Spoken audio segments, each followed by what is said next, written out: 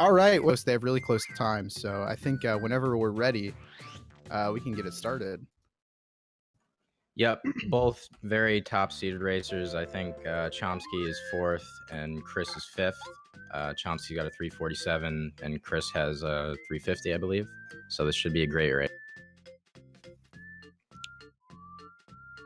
Okay, looks like they are getting ready to go, counting down. So, I guess we should talk really quick right at the beginning, as we get this about a 20-minute intro with prologue going.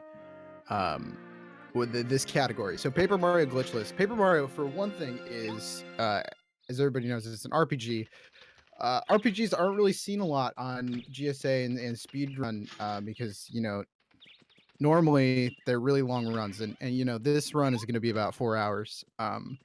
But Paper Mario in itself is a very technical speedrun. There's a lot of movement options that you would probably uh, see like more accustomed to non-RPG games. A lot of this category in specific is very movement heavy. Obviously, there's no glitches that you need to execute correctly. You just have to move. The fights are fairly all consistent. There's a few places in RNG. So we're really excited to show off this cool RPG. Like I said, it is 4 hours, so it strap in. It's gonna be fun. I've run Glitchless before. Right now, I run the all cards category, which it used to be really popular back in like 2013. Now in 2019, this is kind of the most popular category that we've been seeing, just because it's very beginner friendly. There's a really good beginner route out there that anyone can pick up. It doesn't take too long to get that good at the game. A lot of people pick it up and get really good times in 4 or 5 runs. Shaz runs it as well. Yeah. Yep, I've been grinding Glitchless recently. I've been trying to learn some glitches to do some of the other categories, but a lot of the tricks are very precise and frame perfect and difficult. So it usually takes people 5 to 10 hours to learn any given one on average. For sure. And Blue Crystal, you run any percent no Peach Warp. Have you done any glitchless runs?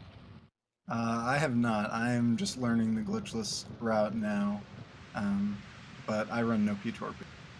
For sure. Yeah, and if you guys have any questions, we're gonna be. I'm gonna be reading chat, so you can throw any questions for us in chat right now. A little bit about these runners. RetroChris64.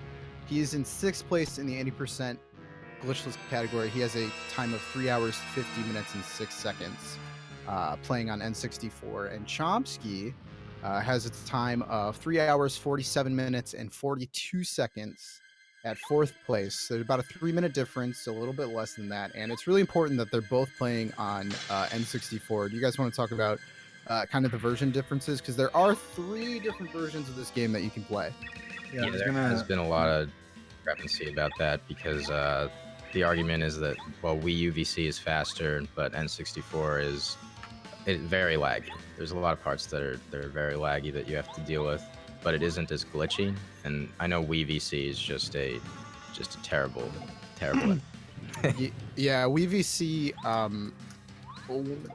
Whereas there is some aspects of Wii VC that make it a little bit faster. I think loading zones take you a little bit quicker in Wii VC. There are a lot of parts where to make up for some lag, the Wii VC will speed up, in particular in Chapter 4 in a lot of critical boss fights. So that can screw up some attacks that we try to pull off in that chapter, which will just screw up the run. My boy Bone Crusher 1022, finder of the infamous Blue House Skip, is talking about the IQ version. There is an IQ version of Paper Mario that only the Glad Jonas has done a run on. It's really hard to get that version of the game because it's on IQ, and I don't think anyone would run it. And I believe it would be like the slowest version or close to the slowest version because the text is at a similar rate as English. We are also running this game on Japanese because text moves the fastest in this version of the game. If you're it's about 2 minutes. Yeah, if you're doing glitched runs, there are a few Japanese exclusive tricks, or at least easier versions of tricks that you can only do in the Japanese version. So yeah, like I said, prologue is 20 minutes. They just died to Bowser. If you want to know the story of Mario's story, I'm not going to be the one to tell you, but this is just 20 minutes of, there are a few fights. Nothing really going on here.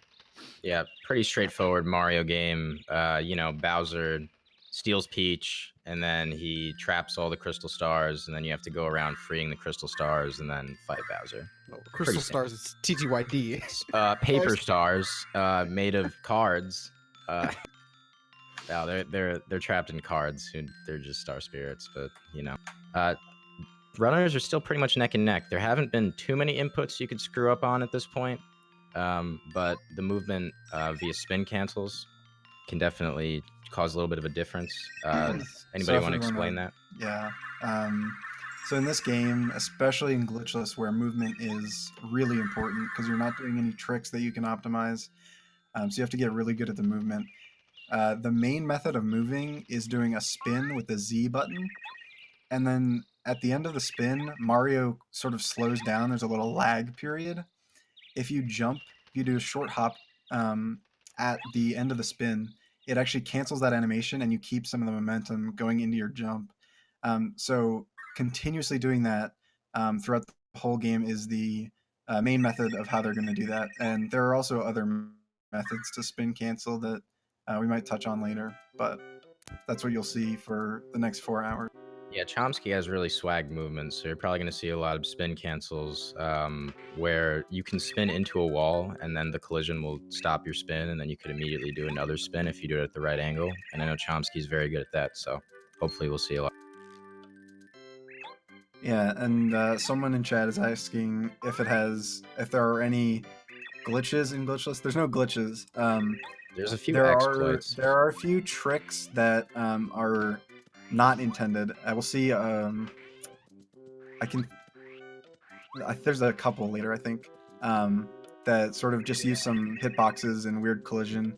We'll make sure to point them out when they come up, because there have been a lot of discussions, arguments within our community about what should be and should not be allowed. But it's nowhere near Ocarina of Time's level of confusion with what's considered glitchless and what's considered. Definitely. So coming up, we're gonna have to get past this barrier of this block, which means we need a hammer, and get to our first boss fight. It's gonna be a boss that we see throughout the entire game. Junior Troopa, who's kind of like a stats check within every chapter. In glitch categories, you can skip pretty much every fight depending on what route you're doing and what category, but we're gonna be fighting him every time. You're also gonna start to see them collect coins in RPG speedruns. Coins and money, it sometimes goes throughout the entire game. You have to keep a close eye on your coin count or your money count. With this game, it's only going to be necessary within about the first 40 minutes. We're going to need 50 coins by the end of chapter 1 for a certain item. We'll get into that later, but I believe they're going to be getting 10 coins, or maybe they get 13 here. We'll see. So they're going to grab the hammer right there. RetroChris actually grabbing the hammer from the back of the bush, which is a little bit slower than grabbing it from the front, and hitting this block for 10 coins and making our way to the Junior Troopa fight. Yep, and here's our last scripted free fight here, as we see Junior Troopa for the first time, the biggest troll in the run. Yeah, he's gonna fight Mario several times. The only way you could lose this fight is if you do nothing the entire time. You just have to jump on him 5 times.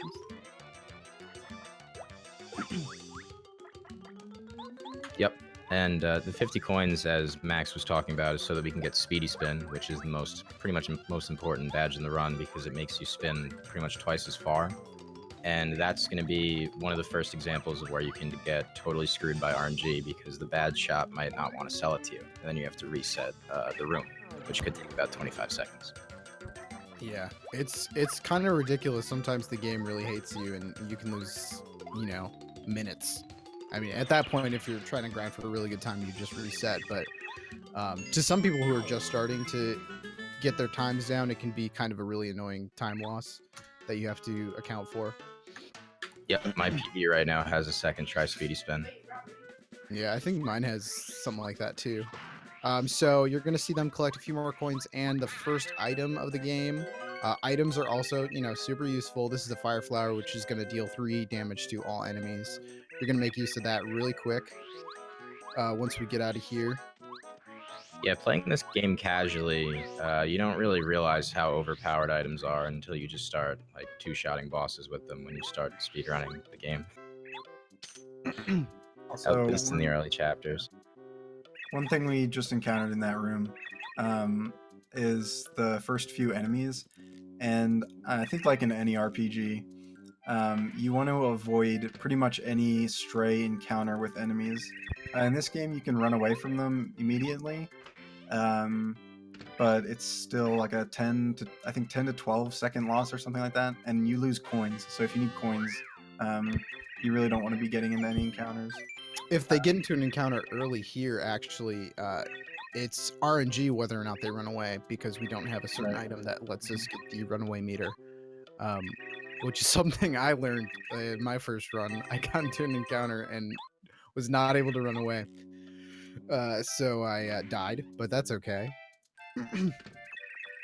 We're going to be getting equipping our first badge here. Badges are equipables that will either change quality of life outside of battle or give us extra powers, extra attacks in battle. This we got power jump from a Goompa, which will let us do a stronger jump. I think it does 3 damage right now. Yep. As you can see in that room there, though, with the two Goombas that you have to go by, that's one of the most annoying rooms in the game because of how, you know, early on it is. But 11 minutes is a lot of cutscenes, as you guys saw. But that was cool. Chris, you could see he opted for the more riskier strategies, while ch0msky was very safe about it. And so coming up, this is where we're going to use our fire flower. We actually do this fight in a certain way to avoid some text boxes from these guys. If you kill one of them without killing the other, the one you didn't kill will have a text box like, "Oh no, how could you do this?" So we get them both to certain health, and then use our fire flower to kill both of them at the same time. Yeah, saves a few seconds there. We see Chris is a little bit ahead of ch0msky here. It's not going to be a huge difference by the end of prologue, maybe 5 seconds unless something goes horribly wrong. But we're going to head back here to a heart block, which fully heals HP and FP. Your standard RPG, you have stats. HP is your health.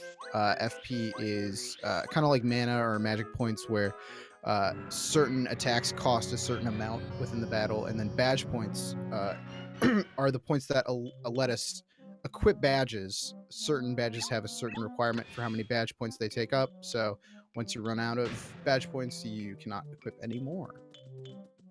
So also something I don't know if we touched on is the text in this game, how we kind of go through text.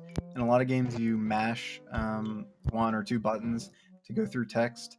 But in this game, we can just hold B and it will frame perfectly advance every text box. And mashing is actually slower in this game. So it's very easy and not annoying like in certain games. Yep, you're holding B for a lot of the run. That's definitely true. In TTYD in the sequel, they take a lot of really nice things out of this game in TTYD. They take out spinning, they take out hold B for text. In TTYD speedruns, you have to mash basically as fast as you can A and B. As fast as you can mash is as fast as the text will go. Yep, and you can see here, there are 2 attacks that the Goomba King can give you. He could either jump and cause those fruits to fall on your head, or he can run up to you and smack you with his foot. The foot is actually slower. So I think they both got the foot there. ch0msky's fallen a little bit behind. His menuing was not as good during that fight as Chris's. Still not too significant of a difference though at this point. Yeah, and they're so close in times that I'm hoping that we stay close till the end. As long as anything major doesn't happen, I think uh, we're going to be close the entire time. They're going to be doing safe strats. I don't know if they're going to be doing the same safe strats.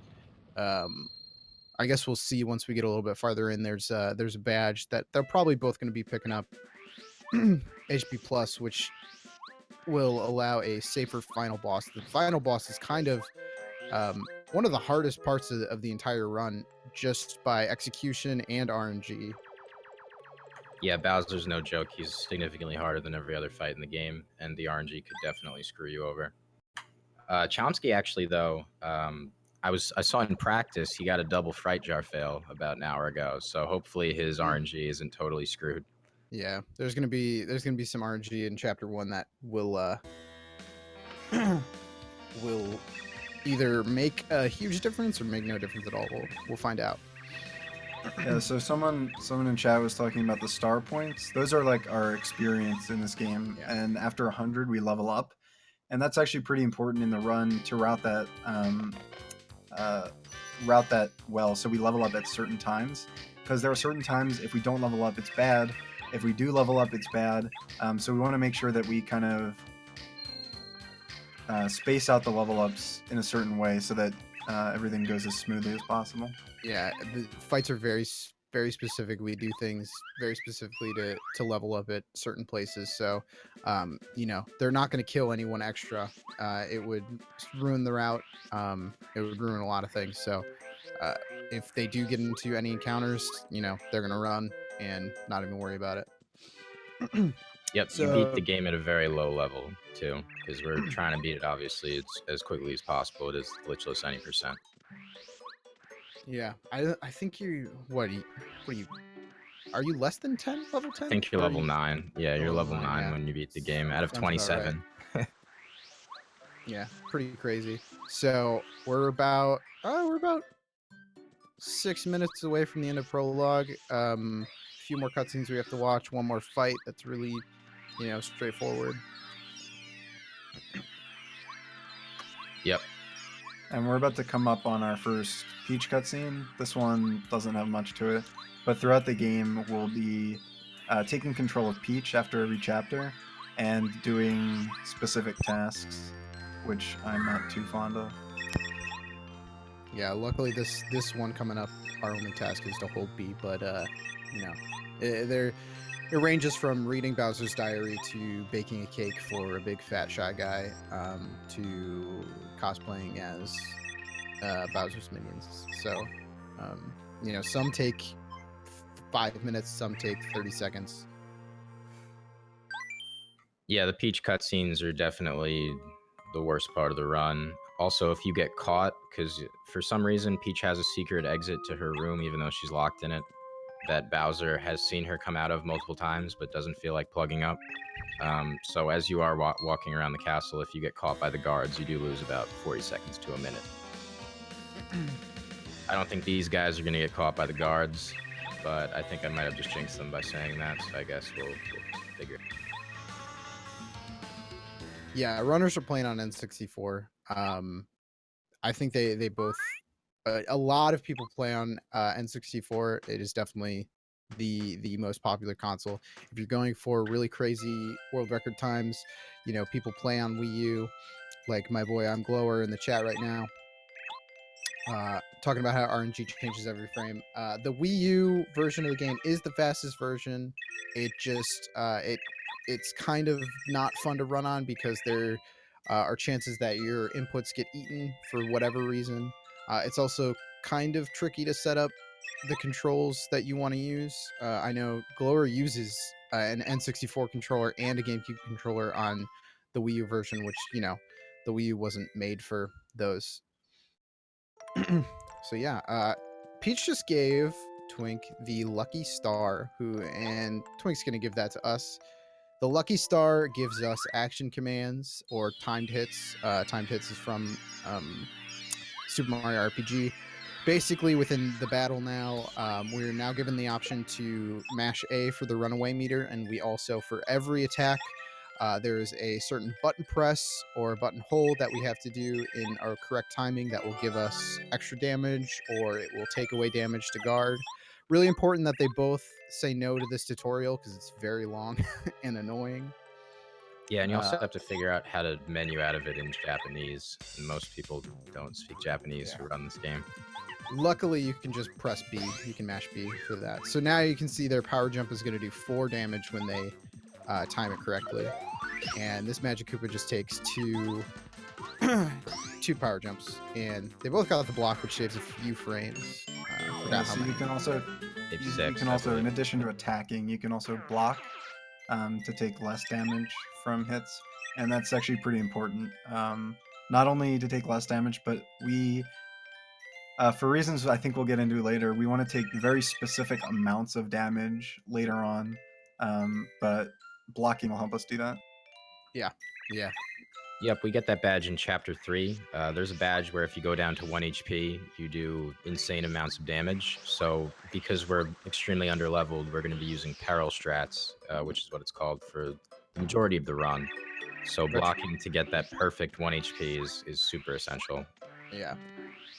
So this is basically in glitch categories. We would skip this entire interaction with these toads over here and talking to Merlin, who lives in this wizard house, which is really funny to me. So we skip this entire interaction in the glitch categories, but they'll be talking to him, taking him over to the toads, and he will reveal that they are not the toads, but they are the antagonists of Chapter 1. Not the Teenage Mutant Ninja Turtles, Koopa Bros. Yeah, they're the Teenage Mutant Ninja Turtles. It's a complete ripoff. Yeah. Come on, Nintendo. They were my favorite. They were, when I was a kid. You know, I've been playing this game since it came out. When I was a kid, they were my favorite boss because they were just the Teenage Mutant Ninja Turtles. Yeah, the music during their fight is awesome. I don't think we... Oh, we do have music. It'll be, you know, their theme plays for like 30 seconds and then the fight's over. Not to get into it, but it'll be fast. Unfortunately, we won't get to hear much of it. Yeah, coming out of prologue, we're about, you know, it's like 3 or 4 seconds off. Nothing too bad. We're gonna be collecting more coins and some items here. This is a fright jar, which will come into play very shortly, and a POW block here. Let's see if either of them get this quick little skip. Chris did not. Neither. There's a way to actually skip the animation of the that switch dropping if you grab the POW block while the switch drops. Saves, I don't know, maybe a second, maybe less. Gonna be hitting this block right here for some more coins. Yep, they want to go into Koopa Village with 27 coins because they have to buy 3 items. I know we were talking about it earlier, how items are incredibly overpowered during the early game. But you're going to be buying 3 POW blocks and a fire flower. Yeah, so Koopa Village overrun with fuzzies. We could help, but it does absolutely nothing, so we're not going to help. Just going to buy the items we need. Yep, this is, you know, glitchless any %, so the Koopas can fend for themselves. We got stuff to do. ch0msky's movement bringing him a little bit closer to Chris at this point. We're pretty much neck and neck. It looks like the RNG in Chapter 1 is going to be the big difference maker. And actually, there is a little bit of RNG coming up here in the fuzzy mini game. We're going to have to be looking for fuzzies in these trees coming up. And the number of times the fuzzy bounces between trees is actually RNG. It's not going to be a huge time waste, but, you know, it'll do something. So here's a fun fact. Like Max said, the fuzzies are going to bounce between trees, and there are 3 rounds, and we have to hit the right tree every single time. And you'll see coming up that the 3rd round is pretty fast. They bounce pretty quickly. In fact, it was, I guess, considered so hard that they slowed it down for the English version of the game. Oh, I didn't know that. Yeah, they did. I mean, it's a little hard. You could just count bounces which helps a lot. If it's going to be an odd number of bounces, the fuzzy will either be 1 or 3 trees away, and if it's even, it'll be the same tree or 2 trees away. Yeah, it looks like ch0msky's pulling ahead here. They both got really short bounces, though, and actually got the same tree to end on. That's kind of funny. ch0msky missed his first hammer, though, so he ended up losing some time there. Just a little bit of time. Those tree hitboxes can be pretty trolly.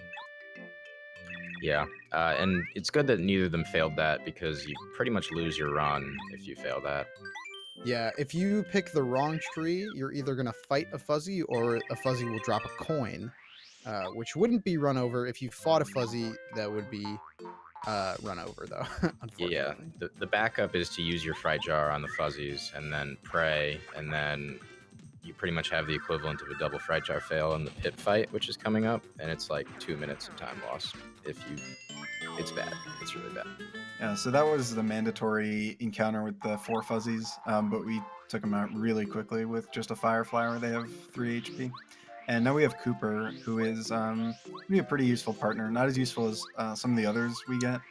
But, Did Chris grab HP plus? Chris did not grab HP plus. So that's so Chris is going for risky final Bowser, it looks like, or at least a riskier version, which is super interesting. ch0msky opting to stay safe. Can still get a really good time with the HP plus. That's a badge that will give Mario 5 extra HP. Which it's really important for the way Bowser's AI is like works in the final fight. We'll get into that later. It's kind of complicated, but yeah, ch0msky even opting to get a safety coin there in the village. He's going for like total safe strats. I don't blame him, because sometimes the coins can be a little finicky. Much like this paratrooper who can sometimes snipe you, but they both get around him pretty fast. Yeah, ch0msky's movement is pretty good here too. Chris is just slightly ahead of him, even though he opted not to get the badge, which I guess we're just gonna see both final Bowser strats. Which is interesting. I mean, I'm all about it, man. I'm all about the drama. It's definitely interesting. I'm down. I hope it doesn't backfire. RetroChris64 has got some cojones. I'm assuming he's gonna first strike this Cooper right here, which saves a little bit of time rather than just getting to the encounter. Killing him easily with a power jump, and then gonna just hit this bomb once. The bomb, if you hit it once, it'll ignite, and then it'll just blow up on you and die. And we get a first level up here, so you get to choose between HP, FP, and BP. They're gonna choose FP every time. FP is very important. Yep, I think there's 2 badge upgrades you pick, and then 1 HP up. Cyber Mage, I see in the chat, they hit the heart block so that it would give them their FP back, because they have to do a power jump there. And they had 1 out of 5 FP from the fight with the magic. So we're also about to get a pretty important badge right here. This is Power Bounce. And what Power Bounce is it allows us, it's the badge that allows us to do multiple jumps on an enemy. And this is going to be insanely helpful throughout the run. Just because we can do so much damage with it. Yeah, that's the combo that we were talking about, I believe, what is it, Mega Rush earlier, which is the Peril badge. If you combine that with being able to jump on an enemy's head multiple times, you pretty much one-shot almost every boss, if not 2-shot. Yeah. All right, so now coming up is going to be the probably the biggest set of RNG here in Chapter 1. It's going to be the Fright Jar use in an upcoming fight. So the Fright Jar, we're going to be fighting 2 paratroopers. And we want to use a Fright Jar, which, if successful, will cause the enemies to run away, and you don't get any XP from it, and the fight's over. In this fight, there's an 81% chance that the Fright Jar will be successful on both of them. So that's 19% that it'll fail on one. This first strike right here is pretty important. It saves a lot of time in this fight, because you can just use this power block, which wouldn't work on one if it still had its wings. So 81%, sometimes it feels like a lot less than 81%. So we're going to see how nice it is to these guys. Yep. Could you get bless RNGs in chat, everybody? No fright jar fail. Just getting first struck, blocking it real fast. Let's see what happens here. Oh, and they work for him. Let's check out ch0msky. And they work for also, him. yeah. They're both successful. That's great. Whew. They're probably both wiping sweat right off their faces right now. Yeah. After that practice failing too, I'm sure ch0msky is breathing. Yeah, Sigh of relief. a double fright jar. Having them both not run away is so bad, and that also changes the XP route because you're gonna get XP from killing them. But that's nice. So they get out of the pit pretty unscathed. That's basically the scariest part of chapter 1. And you're gonna check out right here. They're gonna be jumping over these fire bars, which if you jump over them enough times, they're gonna spawn 10 coins, which is something I didn't know as a kid. Yeah, I'm not sure how you would figure that out as a kid. I never did. So they are gonna be going for both. Let's see how Chris does it. He's gonna take some damage, so he's gonna have to do it all over again. Yeah, And that's pretty bad. ch0msky's gonna take the lead right there. Pretty significant time lost there. Having to jump over 10 more times. And so all that was for a Tells key. you. My boy Drogy's telling me that there's an NPC in this game that tells you. That's Really? crazy. Yeah, I guess so. Like, hey bro, listen, all right, go into Koopa Brothers Fortress, jump over the fire bars. Just trust me. No, that's the yeah. I think I know. It's the nerd in Toad Town, I think. In the he's got the library or whatever. I know what he's talking about. Thanks, Drogy. The library guy. Yeah. How does he even know that? See, like, hey guys, I was a contractor. All right, let me tell you where we hid the goods. Okay, so there's a trap right here, and we are going to fall for it. You can actually hammer right after you hit that switch, but it loses like a few frames. ch0msky, get out of chat, all right? Focus, all right? You don't need to know that Chris didn't get HP+. Oh, man.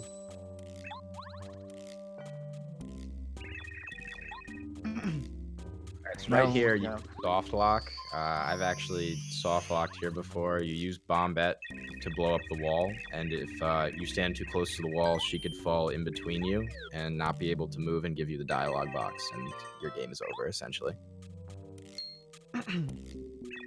Yeah, but more importantly, we are getting Bombette, which is our third partner, and she is incredibly useful later in the run.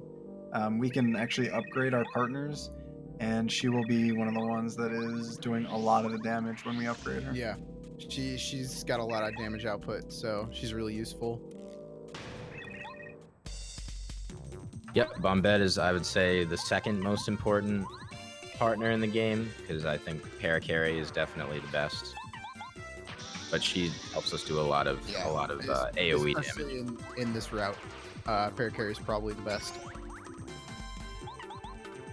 Yep, when we upgrade her, like Blue Crystal was saying, Bombette's just going to be blowing everyone up. So you're going to be grabbing the coins from this fight. They should have about, I think ch0msky has like 43 now, based on his coin round. I'm actually not sure. I can't see his coin count. Oh, ch0msky almost forgetting the key, but he remembers it pretty fast. He's going to manipulate this Koopa so he can blow up right here, grab the key. Yep.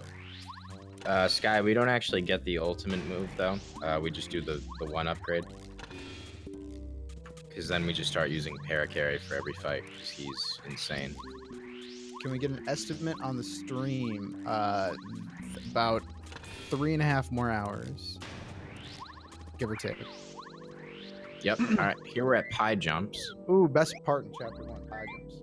Yeah, so when I said there would be a couple of kind of borderline tricks that aren't technically glitches as far as we consider them to be, this one is one of those. So they're gonna actually be able to jump around these walls while they're still up. Normally, you're supposed to, hit the switches. Right there. Oh, well, yeah, actually, he didn't do the second pie jump. Yeah. Yeah. You didn't do the second one. Wow. I understand though, because that one saves a little bit less time, and you know, if you don't get that jump, you lose so much. So Yeah, it's Yeah, like a if minute and a half. you fall down, it's pretty bad. You have to do the walk of shame back up. someone in chat asking why aren't they getting refund? Money really is not important in this game after chapter 1. And even if we needed money, there are items we can get that we can sell. We do that in other routes, just to get money fast.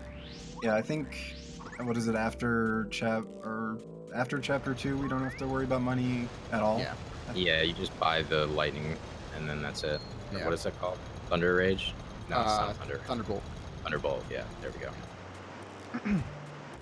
Which I assume they're just gonna get 9 coins for that because I know they both use the first strike strategy. Yeah.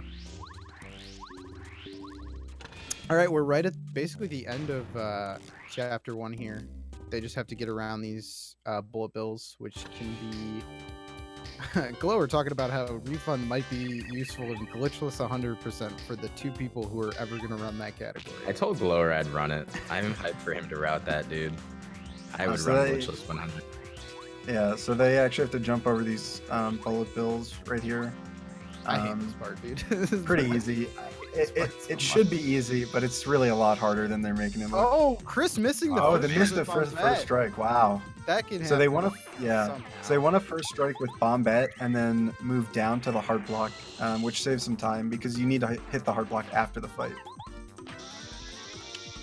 Okay, yeah. So here's the first show off of Bombette being really nice. When you first strike with Bombette, she does her bomb move, but it doesn't waste the FP. It's 3 FP to use the bomb move, but if you first strike with it, you get the same damage output, which is 4, but you don't waste that 3 FP, so that's super useful right there. So ch0msky looks like he's going to be ahead after chapter 1. Knock on wood. But, you know, still super close. It's going to be really interesting, the end, seeing the differences in final bosses. There's going to be a little bit of RNG coming up, like we said, the speedy spin badge. That'll be interesting to see whether or not that makes a difference between their time. Yeah, unfortunate that Chris missed that first strike because all the risky stuff he was doing kind of got nullified by that miss. He was doing, it looked like risky bullet bills. He was spinning over them and not missing HP plus and all that. So this is Bowser, and Bowser's now dead. But in actuality, this is the Koopa Bros, not Teenage Mutant Ninja Turtles. Here comes a really good song that you guys are going to hear This for is all the of banger. 30 seconds. So they do this stack move, which I think they do like extra damage or whatever. If you just use bomb with Bombette, they kind of get, torn apart. Yeah. Now items are going to be overpowered here because you don't need to do this fight. You just use POW block to keep them on their backs, and then you just finish them off with a quick mash A fire flower. Yeah, items are gonna be really good. Mario doesn't have a ton of his own attacks that deal damage to multiple enemies, so especially in the early game, we're gonna be using a lot of items to do that for us. Yep.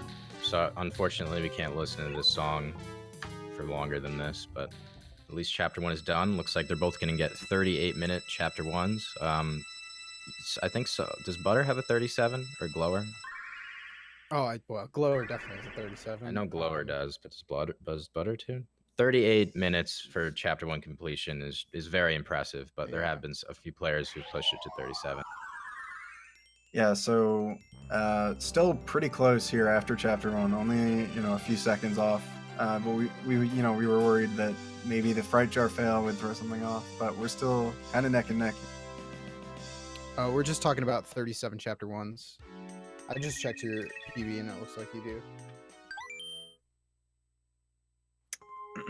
Yep, Yeah. so now we're heading to Speedy Spin, guys, right after this Peach cutscene. But we're going to need some more Bless RNGs in chat, Spoodly Spuns.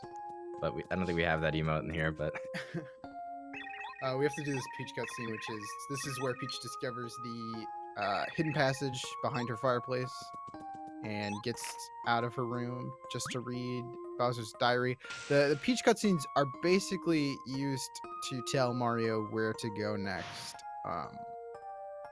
And just that. So casually, it gives you a hint on the next area in the game, what you might need to do to get there, and nothing much else. Yeah. So we just go in here, read the diary a few times, and then we can get on with it. Yeah, basically every Peach cutscene is just Peach going around, you know, trying to figure out where the next Star Spirit is being imprisoned, and then Twink goes and tells Mario. So they're reading about the Dry ruins, you know, and then Bowser busts in. He's like, "How did you get here? It's not. I somehow didn't notice this giant secret passageway to your room." A giant red button on the wall that has this kind of weird, out of place stage. Yeah, right, with a button on it. Yeah, Dreaded Fall in chat just recently created a new FFC emote. We hate Twink. It's the best emote ever. Twink is awful. And so here we're getting our first Star Spirit. This is Eldstar. Even though he is the first Star Spirit, his ability is actually useful a few times. He gives us 5 HP and 5 FP. They both said no to the tutorial, which is good. Yeah, that tutorial is a minute and a half, 2 minutes, or something like that. Would not be real long. Oh, that's bad. I've never accidentally done that. Yeah, it's so bad, dude. Yeah, I think I did Action Command tutorial accidentally once, but never that one. Yeah, that one is. I did that one on toughie. maybe my second Glitchless PB, and I stuck with I kept with the run, obviously. Yeah. But it was not fun. It's fun to run against, though. That was great. The oldest speedrun sentence in the book. This run will be fun to run against. All right, so here they're going to be heading back to Toad Town. They have to grab Dizzy Attack here, and then they're going to encounter our boy, which is Junior Troopa. So interesting to note, they're picking up Dizzy Spin here right after Chapter 1. I think it's not useful until Chapter 8, all the way at the end of Chapter 8. So pretty, future thinking.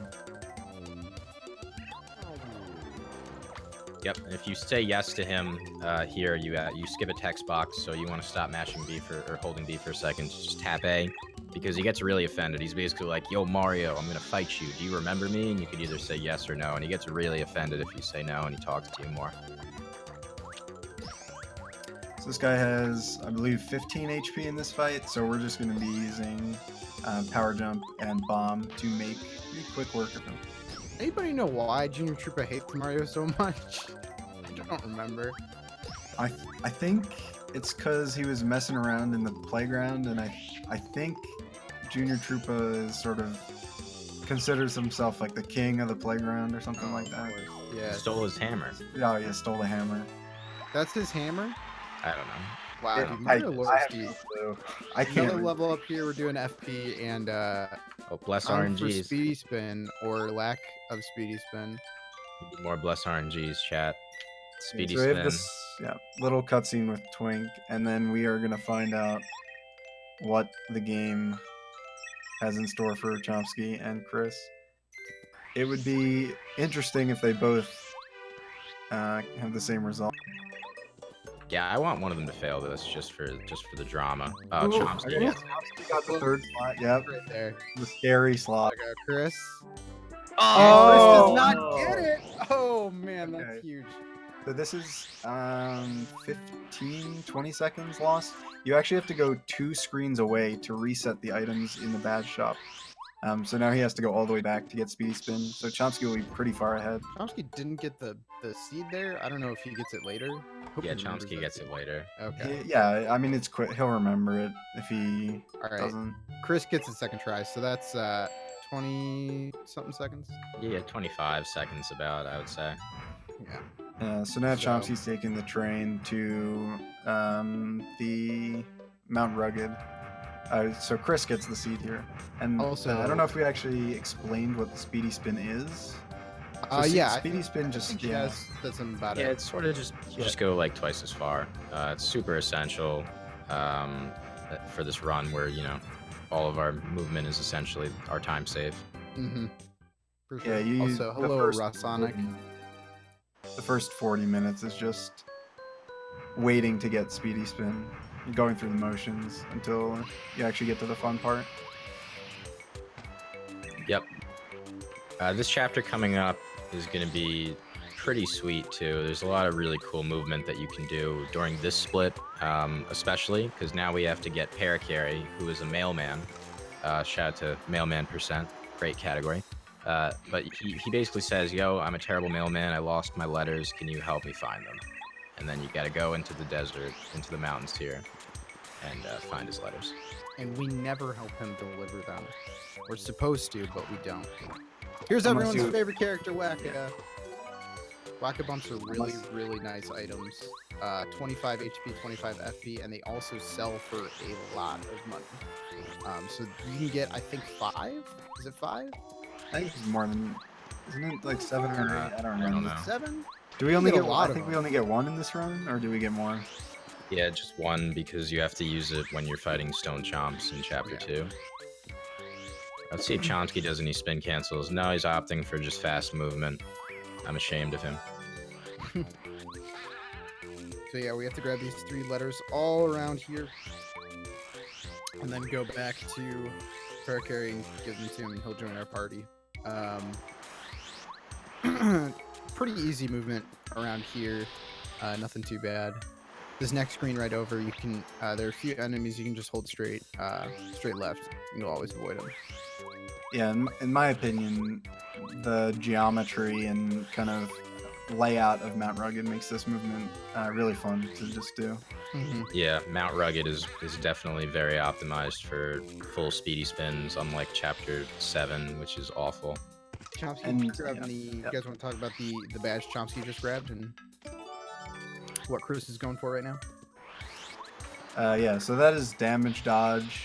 It's gonna be useful later. I believe that's 1. Is that just 1 point of damage off? Yeah, I don't remember It's 1 or exactly. 2. I thought it was 2. Fairly certain it's 1, but All right, 1 damage off. yeah, it's 1 when you block. Yep, so damage dodge will help us also get down to 1 HP and not get murdered by bosses later on. Need it for certain fights because, we're going to have very little HP. So we get one of the best partners in the game, Paracarry, right here, that we can go on, and he'll help us get out of Mount Rugged. There's a little gap that we use his out-of-battle ability to get over. Just as his name implies, he will carry us over it. Jeez, Max, what was that? Oh my god. Chat, what? I mean, that's the whole thing. That is his name. Yeah. He's gonna paracarry us over this gap. Jesus. Yeah. Optional boss right here that we are not going to fight. He's gonna say, "Hey, are you Mario? Because I'm supposed to fight Mario." And we're given the option Mario, Luigi, or Peach. If you choose Mario or Peach, he will fight. If we say Luigi, he will say, "Who is that?" and fly away. Yeah, rip Luigi. No one cares about Luigi in this game. No. We even skip Luigi. At the end of the game, Luigi's like, hey bro, you did a really great job. I'm proud of you. But no, we use a sort of glitch to skip his dialogue option and we don't take him to the party. Sort of glitch. It's not a full Sort of, glitch. yeah. Yeah, there are some weird things that are a little bit glitchy in this game. Like you were saying. What ch0msky's doing here? Is he grabbing more coins? Or is he... I don't know.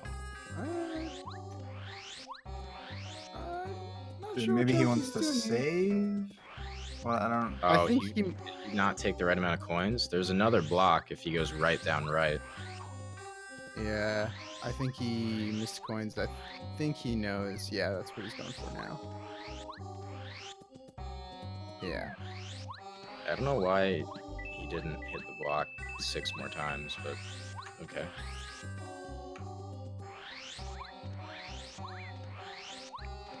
All right, well, whatever. ch0msky recovering, it looks like, but that definitely gave Chris some time to catch Yeah. up here. Chris is now only one screen behind. If he does need more coins, I think he might just sell the life room. So right here, ch0msky is going to hit the first upgrade block of the run. This is the thing that will allow us to upgrade our partners, and we'll be able to upgrade them even more when we get the Ultra Stone. Yeah. So they just upgraded Bombette, and like I mentioned earlier, Bombette is super useful when upgraded. She's going to do more damage and have an extra ability which will hit everyone on the ground, I think. So that will be pretty useful later on. Sure. They both just grabbed a life shroom, which good safety item, also sells for some good money. If you die in battle, it'll revive you for 10 HP. Yep, life streams are definitely essential during this run. I think you need a minimum of 2 on Bowser, final Bowser, in case you, unless you get beamless, which is not entirely likely. But there are, I think, about 5 total that you can pick up during this run, so you can make some mistakes and still eventually complete the run. Yeah, it looks like ch0msky just got a little bit lost there, and left the desert so he can get his bearings straight. I think Chris just sold his life room. Yeah, he just sold his life. And he's buying. Okay, he's buying multiple. Maybe he's not opting for the first strike route, or maybe he doesn't feel like picking up the Thunder Rage after Chapter 2. Yeah, it's possible. I'm not sure. So in any event, the story-wise, what they just did to progress the story is they bought a dried shroom and a dusty hammer in that order, and that kind of unlocks the ability to talk to Mustafa, I think is his name, which will allow us to get into the Dry Ruins, which are, it's like the dungeon of this chapter.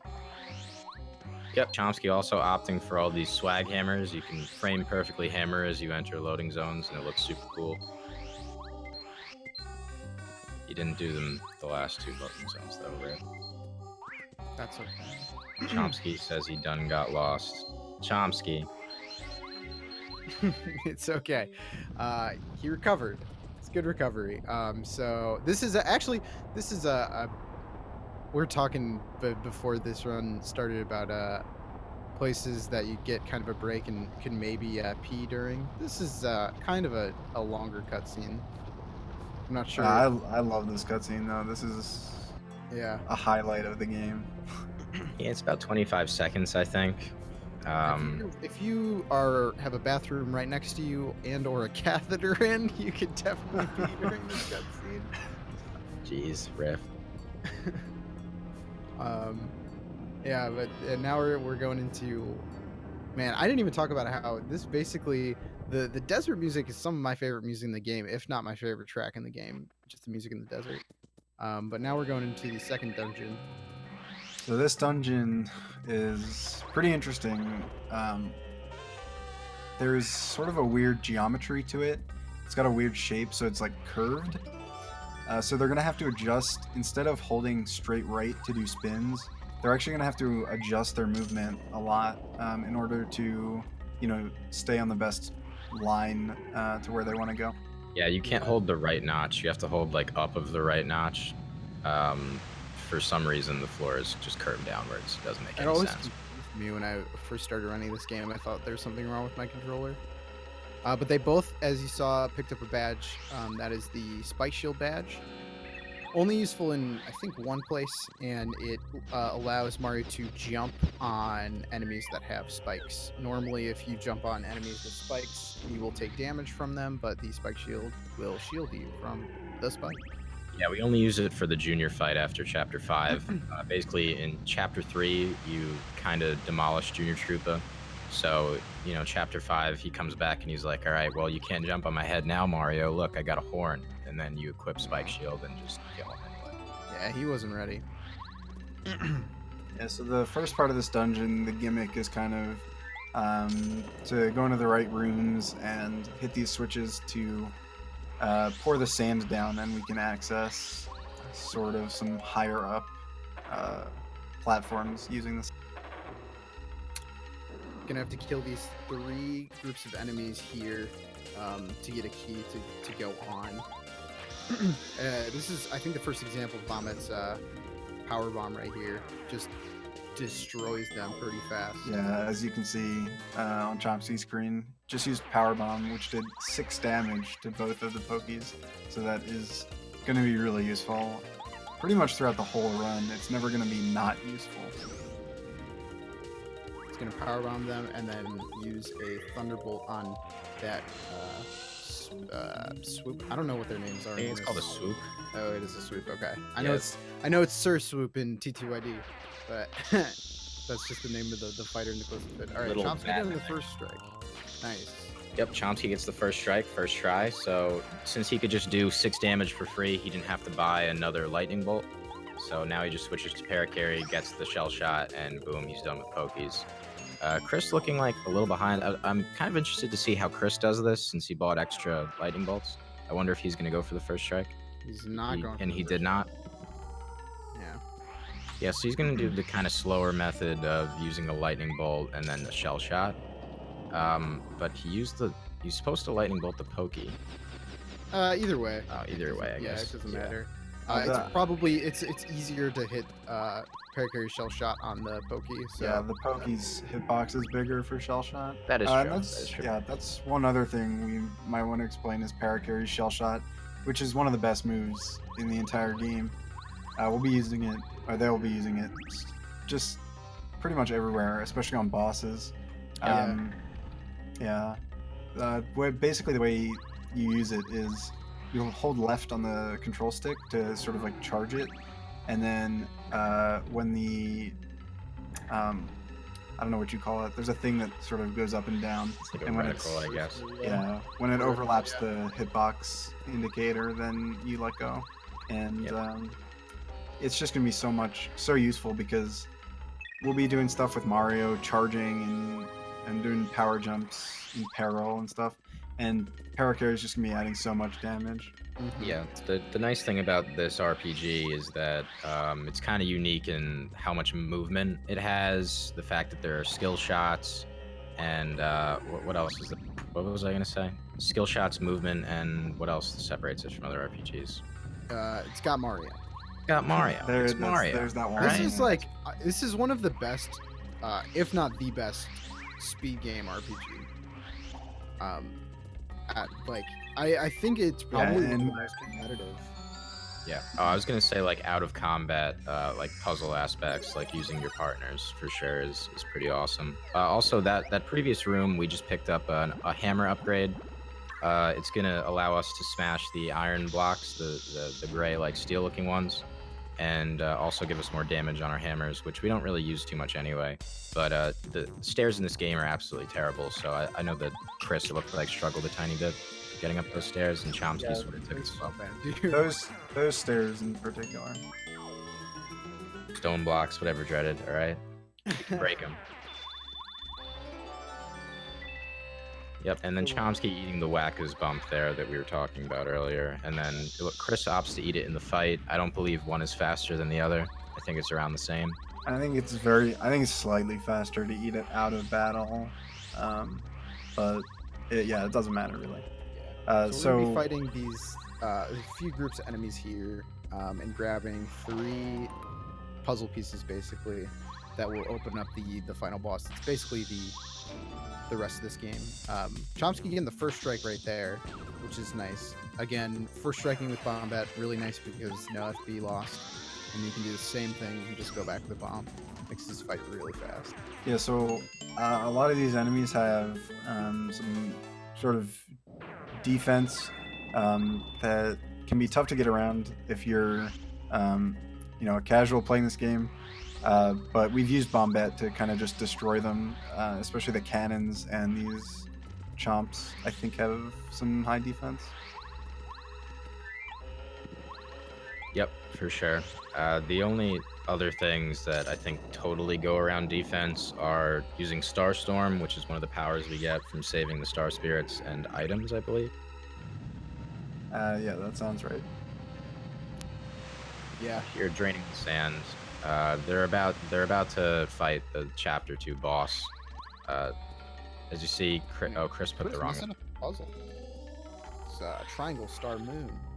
He forgets it a little bit, but that's okay. Yeah, ch0msky is just going hyperspeed right now during this Chapter 2 dungeon. It's been pretty crazy fast. He's been playing pretty well, yeah. So the final chomp fight, and then we're gonna get the moon, and that just kind of lets them finish a puzzle, which is hinted at in that previous room. Gives you so the then that answer. opens like a staircase, and we can get to the final area. Yep, Tutton Koopa is going to be the final boss. Pretty easy fight, though, you'll see. It's just 2-3 rounds. This one is the last one that doesn't utilize power bounce after this fight. In peril stress, right? Yeah. Yep. And yeah, he taking out Parakarry right here because it is a lot faster. He's super strong. He's been using Shell Shot for this boss. Little weird thing with this boss is after you do a certain amount of damage to Toon Koopa, he'll throw out a Chain Chomp, which will change the timing of Mario's jump. It basically changes where Mario jumps from initially, so your action command for it changes ever so slightly, and it can kind of screw you up a little bit. Yeah, also, I don't know if you ever touched on quick jumps, but this is a really good fight to bring that up. Yeah. So, when Mario does a jump move in this game, he has a very kind of short animation where he crouches before the jump. You can actually, when that crouch starts, you can interrupt it by pressing A, and he'll do an instant jump, basically, which can save up to 10 frames, I think, which, as you can tell, really adds up. And this game is 30 FPS, so that's a third of a second every time Mario jumps. So it does add up.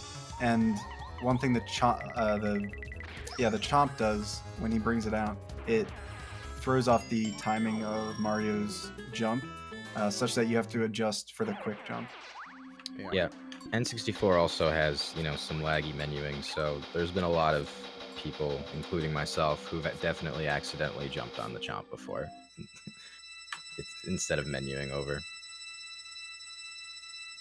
Chomsky did not save before this fight, but it's okay because he was able to do it with ease, so not even a big deal. Chomsky about to get our second Star Spirit card. Chris also now beating Toon Koopa. So it's still pretty close after Chapter 2. Not as far off as it really could be. And we're about to head into the second... Well, I say second meaningful Peach scene. Yeah, there's actually this Peach scene coming up is the first instance where you can get caught by the guards. You're gonna have to go sneaking. She's gonna go sneaking around the castle to gain some intel. She goes into a library, and if you do it fast, you do it right, you will not get caught. But there's a chance you get caught and thrown back into this room, which wastes a good chunk of time. Yep, I just timed it too. Chris is about 30 seconds behind ch0msky. Those card animations where the card comes out are deceivingly long. Oh yeah.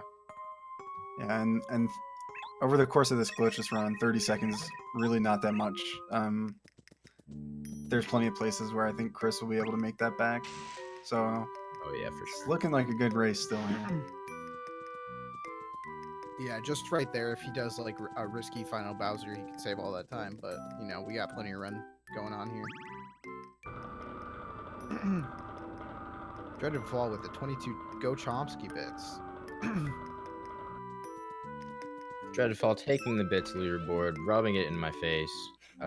Shark Boy also dropping a second. It looked. Alright, so I'm gonna just try to do this as fast as possible. Go around here. These Koopa Trolls are pretty blind though. Looks like ch0msky's going, yeah, he just wants to keep his distance a little bit, just to make sure. Yep. Koopa Trolls confirmed worst guards in any video game. Yeah. It's not even dark outside, and they're just like, they can't see the peaches right in front of them. It's pretty pathetic. They should all be fired. I can't smell her. I don't know. They just, she's right there. So pretty much Eventually, what's these going guys on find her though. is she sneaks through the library, overhears some plans that Bowser has, and then Twink is going to relay that to Mario. So that's kind of how the game conveys where to go next, which I think is They're pretty neat. talking about. I think they're talking about how strong the boss for the next chapter is. I think that's what's going on here. If I can remember. Yeah, he's so strong, he is invincible. Oh yeah. Coming out of chapter 2 here, ch0msky's gonna grab a item really quick, and also back in Mount. Oh, nice swag hammer, ch0msky. Very nice. Love to see swag hammers. Going back into Mount Rugged, you're gonna see both of them grab a seed, a magical seed from a bulb. There are 4 seeds in the game, and you need to collect all 4 in order to gain access to Chapter 6. They're doing it basically in the fastest way possible. There's literally no other way to get into Chapter 6. You need to get them all. We get them all in every category that needs to go to Chapter 6. Yeah, unfortunately for the sort of any percent glitched categories, there is no other way to get into Chapter 6. So unless someone wants to find that, That would be sick. yeah, that would be one of the biggest breaks that I think we can sort of theorize of at this point. I just want Peach percent to be finished. That category would be awesome. There's a lot of glitched things you can do. So there's a meme of a half category where you try to beat the game just as Peach in a Peach cutscene instead of Mario. That's what I want to see. Forget about Seedless, it would be called. Jam is not jelly 2816. This is glitchless, and everything we can that is in this category we do not consider a glitch. So, yeah. Yeah, and again, this game is pretty straightforward when it comes to what's a glitch and what isn't. There's almost no gray area. Only a couple of things. There's a little For gray striking area. that piranha plant in chapter 5. There's a few things, but there's, it's no Ocarina of Time for sure. Dreaded, yeah. So we've come to the consensus that everything that happens in here is not a glitch, and that's how we'll call it. So that it's glitchless. Yeah, it is fortunate. A little bit different. I don't know if that's a category anyone would be interested in. And that's even probably going to be harder to define what's a major glitch and what is not a major glitch. ch0msky grabbing the second seed right here. And making his way to chapter 3. Really cool chapter. Really spooky chapter. I think this was my favorite chapter as a kid. I really like the atmosphere. Even today, even still. Really good chapter. And there is a lot going on in the run. We're going to be seeing some new strats that we've been talking about. Yeah, there's some great movement coming up. You're going to see a lot of spin canceling on ch0msky's part in the forest here. I think Chris does it too. Basically, the blue grass you see on the ground acts sort of as a ledge instead of a wall for some reason. So if you spin into it at the right angle, it'll cancel your spin and you'll be able to do another one super fast. Yeah, so what's actually kind of going to go on here is if you spin into walls at a certain angle or like a certain range of angles, it would actually cancel your spin for you instead of having to jump. So in theory, that is actually faster than the normal spin cancel method. ch0msky tends to use that a lot. Tass would use that almost everywhere. But in Forever Forest, it's actually really easy to do because if you just come out of here and spin straight left or right, you'll actually automatically get a spin cancel. Yep, you just adjust your stick up a little bit after you do the straight right or left notch, and you'll just, like ch0msky did right there, pretty perfectly. You're also going to get through here pretty quickly.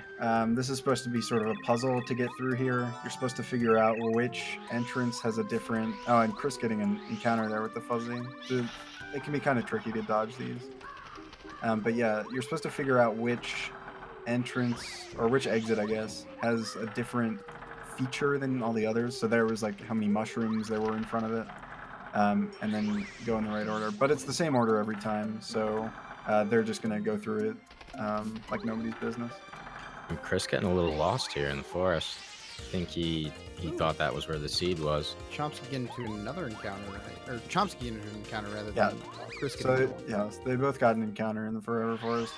And in all fairness, that fuzzy these fuzzies are not the easiest to dodge. No, even if you do the spin cancel, sometimes they just don't want to react and jump towards you, so you'll just spin right into them. Yeah, they could do a short hop or a high hop, and if you get the short hop, you get kind of screwed. That happens in chapter 5 too, with the yellow fuzzies. It's all right, Chris. All right, ch0msky got an encounter too. You're good. Yeah. Yeah, Dreaded Fall, reminding us not to die in Boo's Mansion. There are no enemies in Boo's Mansion, but you know there's 0% chance to die here. But Dreaded with the wisdom. Thank you so much. There are Hershey bar doors though. They look delicious. The doors are made of chocolate. That is a fact. I think there is actually a way, like from a falling bookcase, to get into peril, but it won't let us go any. Yeah, in this room, I don't think it'll. It won't kill us, so we still can't die. Hard minigame right here. We have to find. Honestly, I've screwed this up before. Sometimes it's weird to see like what Boo that this guy drops the record into. He dropped that record pretty fast though. Yeah, so it's random when he's gonna drop it. So ch0msky not intimidated by the minigame. You can kind of get a longer or shorter mini game depending. And there's one more of these mini games, so you know, everyone likes the RNG parts of the run. Yeah, there is a backup where he talks above the one he gave it to, but that sometimes isn't 100%. It's half a backup. Yeah, it's like, let's give like 3/4 of a backup. Gonna play the record and let this Boo kind of come on over here and dance his heart away, or lack of heart away. So we can grab the weight, get on through the mansion. We're on our way to our fourth party member. Fifth party member. What? Yeah, you're right. Yeah, sometimes we forget Goombario exists. Yeah. No, I just don't know how to count. Well, it's weird because you wouldn't think it'd be the 5th in chapter 3, but it is. Yeah, it's true. Yep, so this is pretty straightforward. Just get the record, get the weight, get the boots, get the portrait. Oh yeah, the boots. So coming up right here, we're gonna have a similar mini game with the super boots, and this is actually an item we're gonna get to keep. So this is one of our boot upgrades. There are 2 boot upgrades in the game. The next one is the ultra boots, a little later. So they're just gonna have to figure out which Boo has the super boots, and with the super boots we can do spin jumps finally. So they're gonna be able to use that to break open panels like the one on the floor, and it will also upgrade their jump attack power. It also changes the Yeah. the timing for certain attacks within battles. Because Mario will do the ground pound animation for his jump attacks now. Yeah, so power bouncing, which we're going to see in this chapter, is going to be different with the super boots as opposed to the ultra boots when we get them. Which I think it's harder to do with the super boots for sure. Yeah, ch0msky super not boots letting is those the stairs worst. get to him. Yeah, good stairsing there. You know, really hard boss, the stairs. Let's see if ch0msky opts to go into the pot. He does not. Interesting choice. You go into that pot, you get a little bit of a 8-bit Mario and Super Mario Bros. Theme song. It's a really nice fan service. Don't know why he wouldn't go for it. Yeah, that's one of my favorite parts of the game, is being able to go into that pot and you pop out and your 8-bit Mario, and the Mario music is, you know, the Super Mario Brothers music is playing. Just a really neat Easter egg. They just don't want to entertain. Let's see if Chris does it. ch0msky getting the spin cancel over there, spinning into the banister. Yeah, Chris also not going for the 8-bit Mario strats. I don't. Why wouldn't you? And you know, it wastes 10, 15 seconds. But Chris also not caring about our viewers. God, does not want to give up for entertainment. I see. Here comes our next partner, Bo. She's good. Yep. yeah, I mean, I would say that Bo is probably a fan favorite character. I really liked her as a partner when I was a kid. She's not as useful as some of the other partners for the speed run. She's useful in other categories. Yeah, All cards. She's She's good for very like 3 or 4 fights. You use Yeah. her to stay out. Because she can make you invisible and immune to attacks. Also, I don't know if you guys noticed, but Bo is actually the antagonist of this chapter. She has captured the Star Spirit herself. And you pretty much have to, you know, solve her Tubba Bubba plot problem in order to get the Star Spirit back. That's right. It's all about Stanley. Stanley is a boo coming up here that is going to die. As much as Ghost can die. There's a way to save Stanley getting eaten by skipping the cutscene, but that's a glitch. Very much so a glitch. Yeah. So we're ch0msky just also gonna watch getting spin cancels off of those ledges. Yeah, that was really Which I'm not sure. Yeah, I'm not sure we kind of touched on that, but if you spin into a ledge that is small enough, Mario will automatically walk onto it and cancel the spin. So you don't have to worry about jumping to keep your momentum. That'll do it for you. So that is useful in certain circumstances, like right there. Yep. TLS. Paper Mario was your favorite? Can't believe speedrunning is a thing. Yeah, Paper Mario is a great game. You know, we have a pretty good community for speedrunning it. Glad to be here tonight. Yeah, we have a huge community. We'll plug the Discord and everything at the end of the run. If any of this here is interesting to you guys and anyone wants to get into it.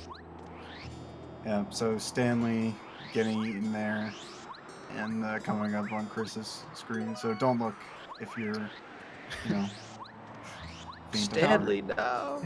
ch0msky just grabbed a repel gel from a block here. You're gonna see Chris grabbing it in in about a minute or 30 seconds or so. The repel gel is a really good item which turns Mario invisible for 2 turns. Yeah. 2 turns after you use it. Obviously negating all damage. We'll be using that. This specific one we'll be using for the boss in the next chapter. We're gonna get another one later, I think. I think they do repel gel in Final Bowser for this, right? Oh god, ch0msky getting first shock. Oh no. No, I'm kidding. He's using it to get into peril. So yeah. This is actually the strat, the peril. He's gonna take damage down to 2 hearts or 2 health points here, and then he will go into this room and take, or not this room, but later he'll take 1 more HP. And peril will be important because of a badge we are gonna see them get later in this chapter. They're gonna get it in a couple minutes. Like we were talking about earlier, the peril strats with the Mega Rush make your attacks do a ton of damage when you get down to 1 HP. It's just not even fair. And Chris opting to just go straight to 1 HP. It doesn't really matter if you're at 2 or 1 because you're going to be taking damage after a certain room anyway. So yeah, they both got first try. That's any other time. Yeah, those things in the air, if they catch you, they will throw you out of the castle. As you can see, after they get the key, they use it to reset themselves. Normally, you'd use Bo if you're playing the game casually, but, you know, since they're speedrunning the game and super good at movement, they don't have to worry about it because they go really fast and can't be caught. ch0msky opting for a nice spin cancel there, though. That was nice. And ch0msky is kind of just racing ahead. He does have some pretty good movement and is pretty consistent about it in this game. So yeah, it's pretty nice. So this is the spike room. You're supposed to use Bo here, but with fast movement, you can just get through with spins. And this is where he'll take that extra point of damage. You can jump on the. There we go. So he can actually jump on the chest and to the spikes, which will send him back to the beginning of the room, and take the extra HP that he needed to get into peril. Yep, Chris almost giving me a heart attack there. A little too close for comfort, avoiding that guard. As you can see here, ch0msky's doing a totally not glitch, where you could just use paracarry to not glitch yourself on top of the drawer there and get yourself onto the bed. Normally, you have to pull out the drawer next to it and then jump up.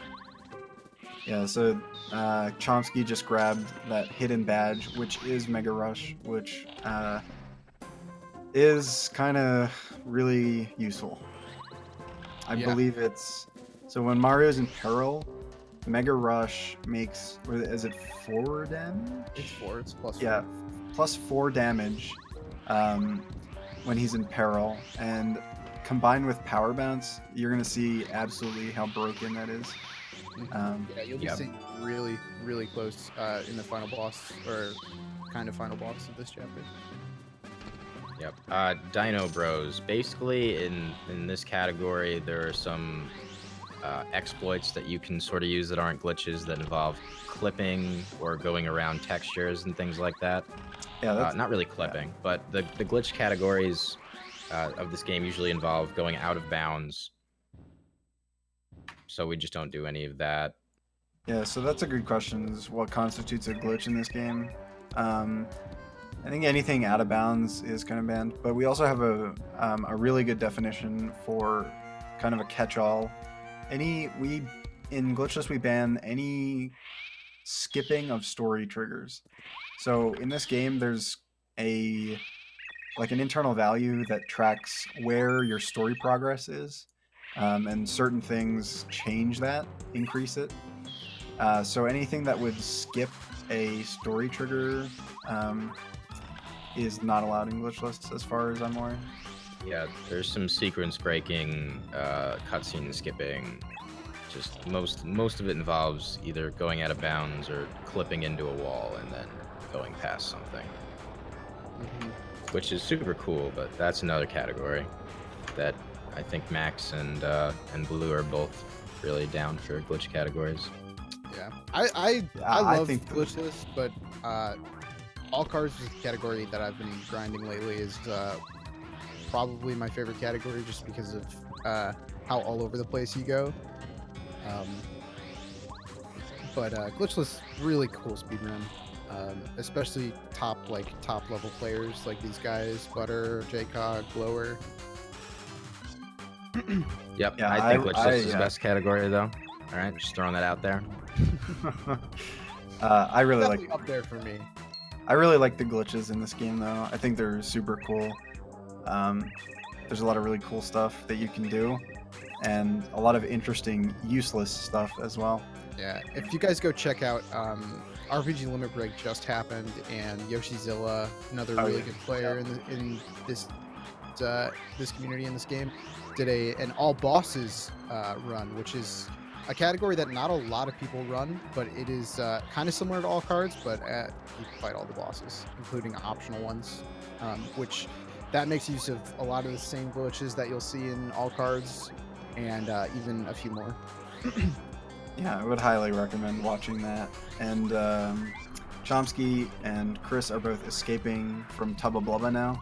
I don't know if we really explained, but Tubba Blubba is kind of the big boss of the chapter, quote unquote. But if you can encounter him during the escape sequence, and he's actually invincible. You can't kill him. So we're gonna have to find another way to do that. It's also super hard to run away from. So yeah, ch0msky equipping Power Bounce and Mega Rush. So we'll see just how overpowered that makes him in this fight. This is Tubba Blubba's heart. Yeah, Tubba Blubba subscribes to the Davy Jones method of, removing your heart and putting it in a box somewhere so that you are invincible. So ch0msky here, he's either going to go for a 6 and a 4 bounce or a 5 and a 5 bounce. Yeah, so in this game, there's cap. The game can just be like, hey, you bounce too many times, I'm going to cut you off. And that's what you see when Mario goes flying. If you just drop the bounce, you fall straight down. So I think ch0msky got the 6 bounce. He's going to go for the 4 bounce now, and he gets it. All right, so he gets the early kill. And he got capped there, actually. Yeah. Yes. You could tell he got capped. To explain it a little further, in this game, when you do a power bounce, to kind of balance it, because I mean it would be pretty overpowered if you could bounce infinitely. It actually caps you at a random point in your bounce. So for bosses it does. For like weak enemies, you can go up to 101 bounces. But on bosses, it has a random chance to cap you at certain number of bounces. So this is actually pretty important for certain fights. Certain fights are different based on what cap you get, and so ch0msky just made really quick work of Tubba Blubba, who only has 10 HP once his heart reunites with him. Interesting thing about these, really quick about these Goombas that Chris just got into an encounter with. If you get into an encounter with them and run away, there is something wrong with the game's code to where after you run away and reload the room, that Goomba will be gone. So say one of them like got into an encounter on the way to the heart and ran away, that room would be empty on the way back. So yeah, ch0msky done with chapter 3 and grabbing this star spirit, probably the one of the most useful star spirits that we get in the game. If you guys want to talk about this guy, whatever his name is. Yeah, so this is Scholar, I believe. Nice. He gives us the ability to use Starstorm, which does 7 damage to every enemy on the screen.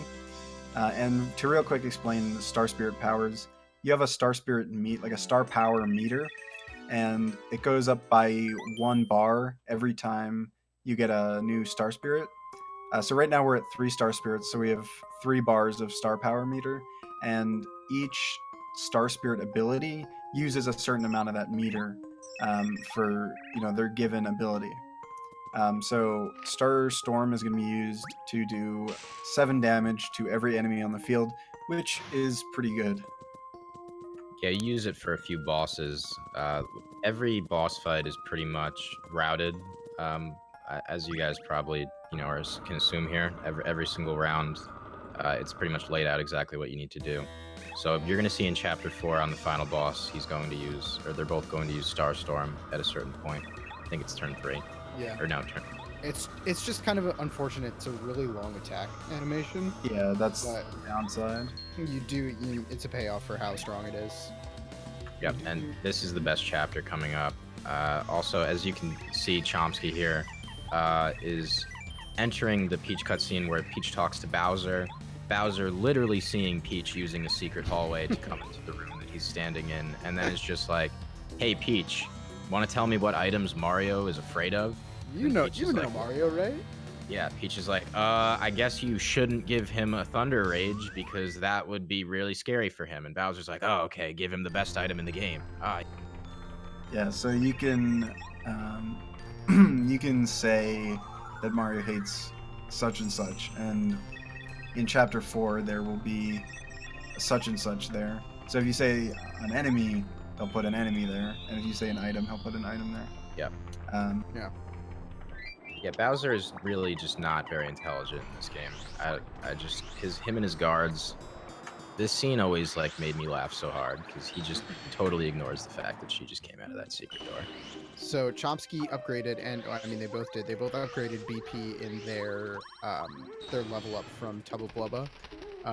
So that allows them to not only have the Mega Rush and Power Bounce badges, but re-equip Speedy Spin, because he had to take it off for that last fight. Re-equip Speedy Spin and Power Jump.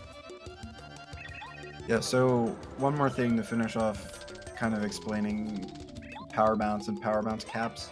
So on bosses, again, there's a random chance to get capped at a certain number of bounces, and it's usually between 3 and 7 is kind of what you expect on a boss. 3 being the absolute worst you can get, and 7 being sort of the highest you're reasonably expected to get. Technically, you can get more, but it almost never happens. So that's going to be one of the biggest RNG elements of the game, is how many Power Bounce caps you get. Luckily, there's backups if you don't get a great cap, usually, most of the time. Yeah, the only exception is in Chapter 7, the final boss of that chapter. If you get free capped, you're pretty much screwed. Mhm. So I assume both are going to save before that fight, for the sake. I think for most bosses, a 3 cap is like 2% or something. So until we get to final Bowser, we're gonna see probably like 5, 6 cap. Yeah, Dino Bros, as Rain said in chat, WeVC is the emulation for this game is pretty trash on WeVC. So in Chapter 4 especially, it shows how bad it is. And Drogi, yeah, for the Lantern Ghost, if you get double 4 capped, you will die. ch0msky has a life room, so he'll be fine if that happens. Chris does not have a life room though, because he Chris will want to save before then, because I mean you would hate to see him get double 4 capped, but it can definitely happen, and at that point you just kind of die. Yeah, you can't get 3 capped on Lantern. His lowest is 4. It's I think it's like a 2% chance that you get double 4 capped, but when it happens, it is not fun. Especially in there are a few different categories that you won't have that life room that we grabbed in Chapter 2. You won't have that life room, so you just have to save, and if you get double 4 capped, it's either your run is over or you can reset and try to not do that again. Hopefully the game's nice to you. So Shy Guy's Toy Box, best chapter in the game, a really cool chapter. I like this chapter. I think it's the best chapter in the game. It's cool. On WeVC, it's not very cool. Yeah, that jump is it's pretty easy. On the way back, you can try for the jump again, but it's frame perfect, and you need to have the right setup. ch0msky, it looks like, is eating the mushroom. Real quick, the reason that you get a mushroom there is because there's a chance to get first struck by one of the fly guys, and it will kill you and, you know, make you lose your life stream. There's a setup to sort of lure the fly guy away, but it's not totally 100%. ch0msky, you know, just going for very safe strats during this run. Very respectful. Yeah, do not blame him at all. Yeah, so one more thing that I think I kind of want to mention is that when they are doing action commands at all, or so like blocks and action commands, it's actually a 3-frame window, I believe, for every block at least, and I think every action command, except when you get into a certain number of power bounces, it actually goes down to 2-frame windows for every jump.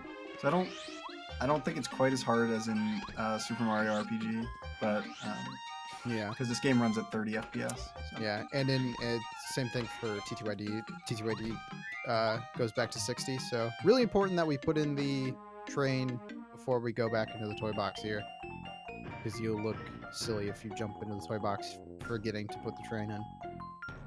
Yeah, we've all been there, right? Mr. Funny. Yeah, oh, I got him. Yeah. If you do the fight and you get 4 capped twice in a row, you're just gonna die, and then I think you could just kill him with a power jump. So you don't have to re-hit him 8 times. Yeah. Unless you're saying, like, what do you do if you get double 4 capped and have to redo Chapter 4 twice? In which case, you know, the reset button exists. True. Very true. Yeah, so Wii U VC is the fastest, and I think this is a good point at which to talk about VC. Oh. Very fitting. Well, just real quick, that ch0msky just did the bait there. That monster that he just went by, that fly guy, is the one that I was saying can unavoidably first strike you. So you lure him to the left of the screen, because you won't have control of Mario on the way back, because you're going to spring back over that wall, and he could just kill you. So good bait, it looks like it's going to work. Blue Crystal, back to you, what were you saying? Oh yeah, so I was going to talk about Chapter 4 and like VC. So like we've said a couple times, VC is not, and Chris saving here, which is a good idea. VC for this game is pretty bad. does lag a lot. It's the laggiest version of the game, which is surprising if you come from a game like Ocarina of Time, where there's, you know, less lag than N64. And in Chapter 4 in particular, it lags so much that it tries to compensate and skip some frames if it needs to.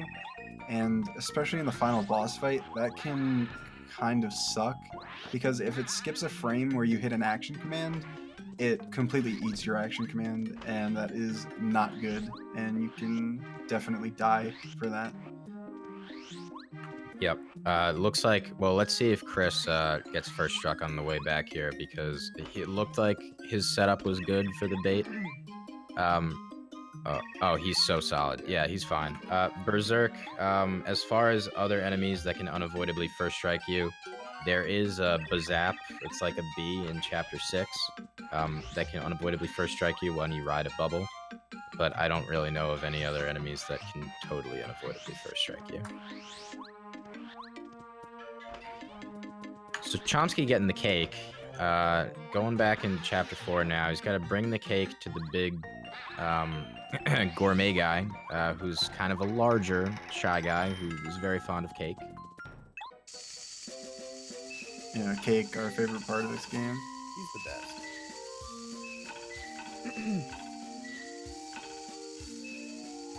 Range 2, yeah, I guess you can sort of frame perfectly jump over the Bazap, but that's only if you're over him. You could be like totally lined up with him and be screwed. Depends on like where he's positioned in relation to the bubble. I think you can always get out of there with a frame perfect jump. Really? I've actually never been able to get that jump, so it is kind of tough. Oh, okay. I didn't realize it was always on the table. Sometimes it looks like so, like, hopeless. Anyway, ch0msky giving the cake to the gourmet guy so that he'll get out of the way.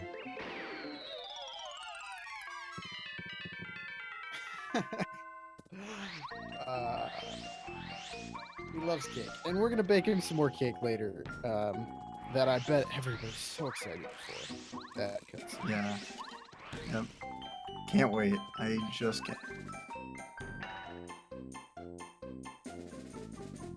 So the rest of this chapter is kind of doing certain tasks to make sure that the railroad is intact or whatever, so we can get to the final area, or final areas. ch0msky getting these juicy spin cancels, though. That was some nice movement in those two rooms. Really helps to avoid those enemies because they're really fast. Pyro guy, if it starts chasing you, I mean, if you're coming out of a spin into a jump, you're pretty much screwed. It's just going to catch you if you jump out. Spinning is way safer. Chris also opting for these nice spin cancels. Let's see if, yep, he's got it. Yeah, sometimes spin cancels on walls like that are really helpful avoiding enemies. And ch0msky's doing a puzzle here. You have to hit these in the right order, but it's the same order every time. So if you just know the order, you can go straight to solving So this. wait, to solve this puzzle, is this what you're supposed to like bring? You're supposed to bring that book to that dude in Toad Town, and he tells you the order. Now, I the genuinely book have is no for clue. the book is for recipes. I think that the puzzle is just it lines up with the colors on the wall that you see there on the track. I see. Yeah. Of course. I, A while since I've I, done this casually. I still can't remember how you do that. So Okay. Yeah, so it's the order time- on the wall. Yeah. So it's time for. alright, so this is ch0msky's first save, and it's a pretty natural spot to save because you can, like we said, get double four-capped on the Lantern Ghost fight, and that is not good. ch0msky has a life shroom, probably doesn't want to lose it, or is saving just for safety. Yeah, I think he's just taking safety saves. Also, that was a really nice fast cycle there. I knew it, that he dude. got in that room. You take the book to Rusty, and he tells you the order. Oh, is that actually true? All right, someone buy it then. Yeah, I think whenever I played this casually as a kid and like recently, I think I always just guessed the order until I got it. So we eat the Volt Shroom here. Volt Shrooms give Mario electricity. We got a Volt Shroom in that last room, which will do a little bit of extra damage to the Lantern Ghost. We need to hit his lantern a few times so we can actually jump on him. You can't hurt him if the lantern is not lit, so 3. All right, no double 4 cap for ch0msky, so that's good. Yeah, you eat the life shroom because if not, you would need a double 5 bounce, or not the life shroom. Sorry, it does a little bit extra damage just in case you get 4 capped on one of your bounces. I think that technically you could save some time by opting for the no Volt Shroom, but it only saves like a couple seconds and it's super risky. There's some Paper Mario lore discussion in the chat here. Okay, so the book is for Tasty, the note is for Rusty. All right, well, we know the pattern, okay, chat? Jeez. Yeah, the point is, you don't need any of it, because the puzzle can just be completed. We get Watt, who's my favorite partner in the game. She's adorable, and pretty strong. If you upgrade Watt completely, I think she can do damage to Final Bowser Star Shielded. Or like when he Star Rods. Imagine if it was RNG, that would be wild. I'm pretty sure Final Bowser is invincible in Star Rod. Hallway Bowser. That's Hallway Bowser, yeah. ch0msky getting another fast cycle on the way back. That was really nice. ch0msky is starting to fly ahead here. Just going through the Chris motion. lucky not getting the double 4 cap though, which is nice. So that would be time waste, especially since Chris doesn't have a life room. So yeah, neither of them got the double 4 cap, so that is good to see. And ch0msky is about to come up on the final boss of the chapter, General Guy. Watt's also really useful for this fight because Watt's normal attack will do damage to the guarded General Guy coming up. We do see them upgrading Watt right here. Yep, you need that extra damage to get you there. You do the exact amount of damage for the HP that General Guy has. This fight's really tight. You can't really screw anything up or else you just die. Rain in chat. Trying to get no one to play the Paper Mario ROM hack that's going to come out in 2027, whenever it's going to come out. And so luckily, ch0msky is starting this fight, and on Wii VC he might have a problem here, but luckily both of these guys are playing on N64, the best console, of course. Yeah, do we have the God's Intended Console emote? What's that? Probably not. But ch0msky takes care of those Shy Guys real quick. You just power bounce 3 times and they all die. Yeah, going into this fight in peril is really nice. Because you just make really quick work with these guys. They're gonna make use of Starstorm right here. Yeah, so now and for kind of the rest of the game, they're gonna want to kind of get rid of a lot of enemies that they can't deal with, and use some invincibility strats or something like that. Because if they let any enemy attack them, they're kind of going to be in trouble because they're in peril for most of the fights to do a lot of damage. So like right here, this Shy Guy stack, we can't actually get rid of it in the one turn, so we're going to use Watt's Power Shock, I think, to paralyze them, whatever it's called. Yep. Otherwise, they would attack and kill Mario at 1 HP. Yeah, and if you miss the action command on that jump there, the run is also over. I mean, like they did take some safety saves here and there, just for the sake of, pointing out how it is pretty precise. This fight, you can't mess anything up. Like, there are later fights that have backups, but not this one. ch0msky getting the lightning, that's slow. You want him to throw bombs at you. Yeah, did Chris Chris reset reset? the fight there. Really? He did the third phase strat in the second phase, which is not right. And he did not save before Lantern Ghost. So that puts a huge time loss between them. Yeah, that is a pretty insane time loss for Chris. That is unfortunate. That's going to bring them really far apart. He's going to have to do this again and pray that he doesn't get double 4 caps. Yeah, that would just be a nightmare. Yeah. Yeah, that's got to be, man, I'm thinking 5 minutes, maybe? Yeah, you just lost a bunch of time there. Yeah, that sounds... It's something like that. But ch0msky finishing chapter 4 here. Yeah, I mean, well, Chomsky's ch0msky's dream is going frozen. Yeah. Hopefully we can get this back up soon. Up there it is. All right. Yeah, Okay. we wouldn't want to miss this Peach cutscene. This is, you know, the Peach cutscene. Yeah, this is the worst Peach cutscene in the game. You have to bake a cake, and if you mess up the cake, you have to rebake the cake. It's just not... Jasmine's the best cutscene. This is the worst part of the game. All right, so did not get double 4 capped, but he's gonna have to get WOD again, upgrade WOD again, and then go back to General Guy. Yeah, RetroChris falling behind here. We can only hope that he goes super fast and that ch0msky messes up the cake for the sake of this race. Put soap in the cake. We get soap cakes in chat. So Please spam soap cape. No, he's not going to. I mean, it's fine. There's still plenty of opportunity for Chris to catch up. You know, we have like 3 hours left. No, not 3, 2 hours.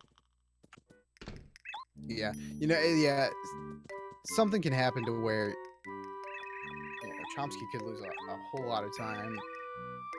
This category, because you do so much in such a long period of time, there are a lot of opportunities that something could just get you stuck for a while. Yeah, I give all the runners of this game a lot of credit. A lot of the people who stream this will do like 2-3 runs of Pape a day, and I can't, like, I do like 1 a day. It's just so a lot long. of time. Yeah, that's why I have not done like a lot of runs of this category, just because it's so long, and if you have to reset or anything, it's just like, oh man, it's heartbreaking. Yeah, very draining. You know, long speedrun games where you have to play so well for so long. Yeah, this is a, you know, it's super execution heavy.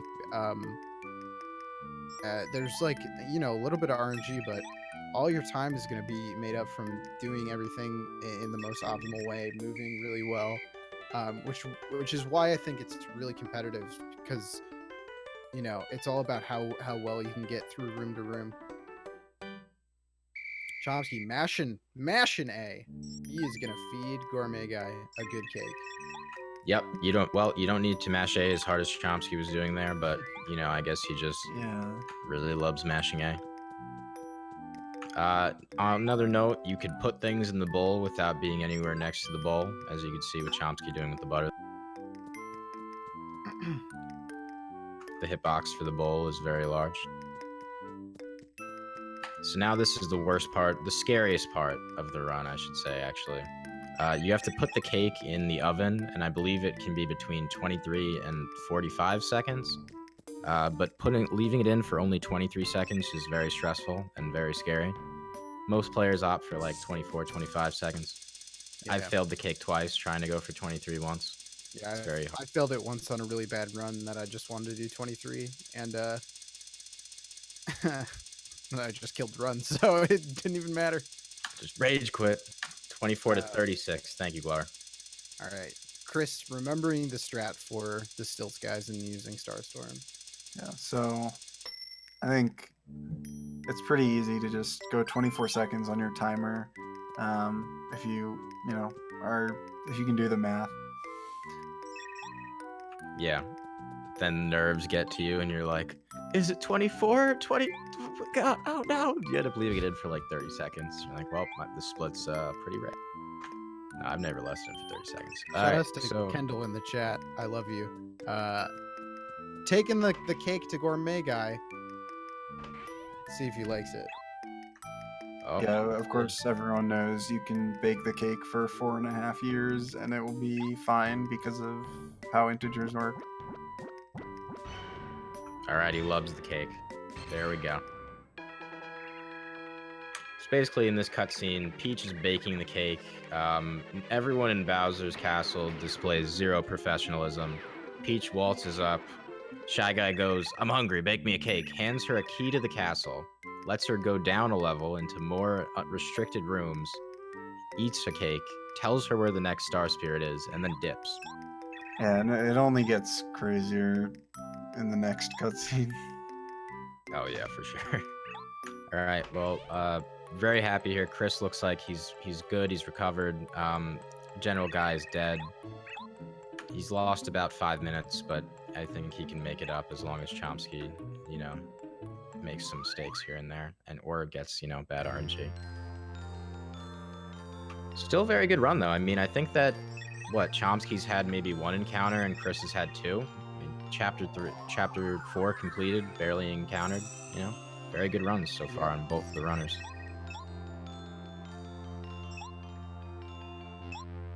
Yeah, Chris having to reset there, but still could very well get a sub 3 or sub 4 time. Yeah, it kind of just speaks to how good both of these guys are. I mean, what did we say? Chris has a 350, and ch0msky recently got like a 347. So yeah. Yep, ch0msky's also been practicing a lot for this run. I know he was very excited to be showcased here. He's been going pretty ham the past couple days. So now we're going into chapter 5, which is a very scary chapter because there's a huge segment of it that you're in peril and there's a lot of guys that can first strike you. Let's see if ch0msky gets the fast Fuzzipede here, and he does not. Let's see if he gets the second fast. Yeah, so you can, at the very beginning, when Fuzzipede starts jumping, you can actually sort of jump kind of precisely and interrupt him in the middle of the jump. It's not a huge deal if you miss it, though. ch0msky just got the second fastest way to do it, and it's like 5 seconds or something like that. Here's a nice strat, eating a Volt Shroom here, and doing damage to the Fuzzipede here. If he does not have the Volt Shroom, there's actually a chance that one of Mario's attacks will be taken away from Fuzzipede hitting you. So the damage from the Volt Shroom negates that effect, thankfully, and just a really consistent fast fight. Yeah. So, I mean, once you're in peril, 4 bounces is enough to finish him off. So. Yeah, I believe that you can't get 3 capped either on Fuzzipede. I think that 4 is the lowest. Yeah, that might be. Some of the weaker bosses have higher minimum caps than some of the harder bosses. Yeah, if you drop it accidentally, you could just use Watt to attack him and he dies anyway, but the 4 is free. Now, ch0msky's still at 1 HP, going to Chapter 5.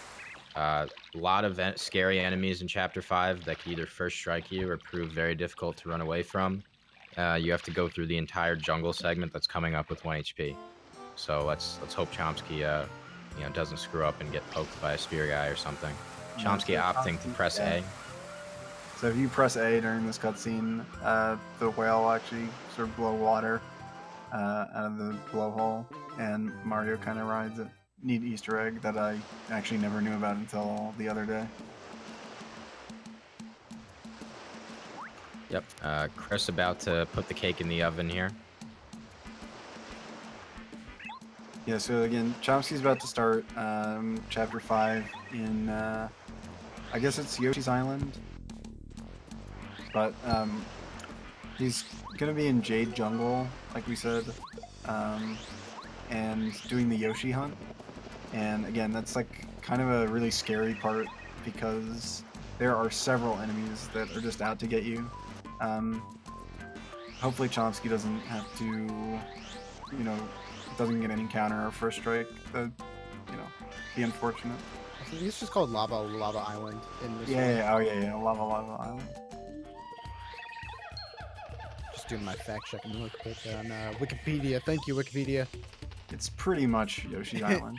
It's got great music, dude. This is also, does, I was talking about the desert having my favorite music. This is very close to the Yoshi's Island theme here. No, the spout does not waste time. It's just an Easter egg. So yeah, this is honestly one of my, one of my favorite chapters, and I think a lot of people like this one. Just the atmosphere is really cool. Yeah, it's a very scary chapter. Yeah. Yeah, unfortunately, there's a lot of stuff that could go wrong, especially in Glitchless. You can actually skip most of the chapter in the glitched categories, and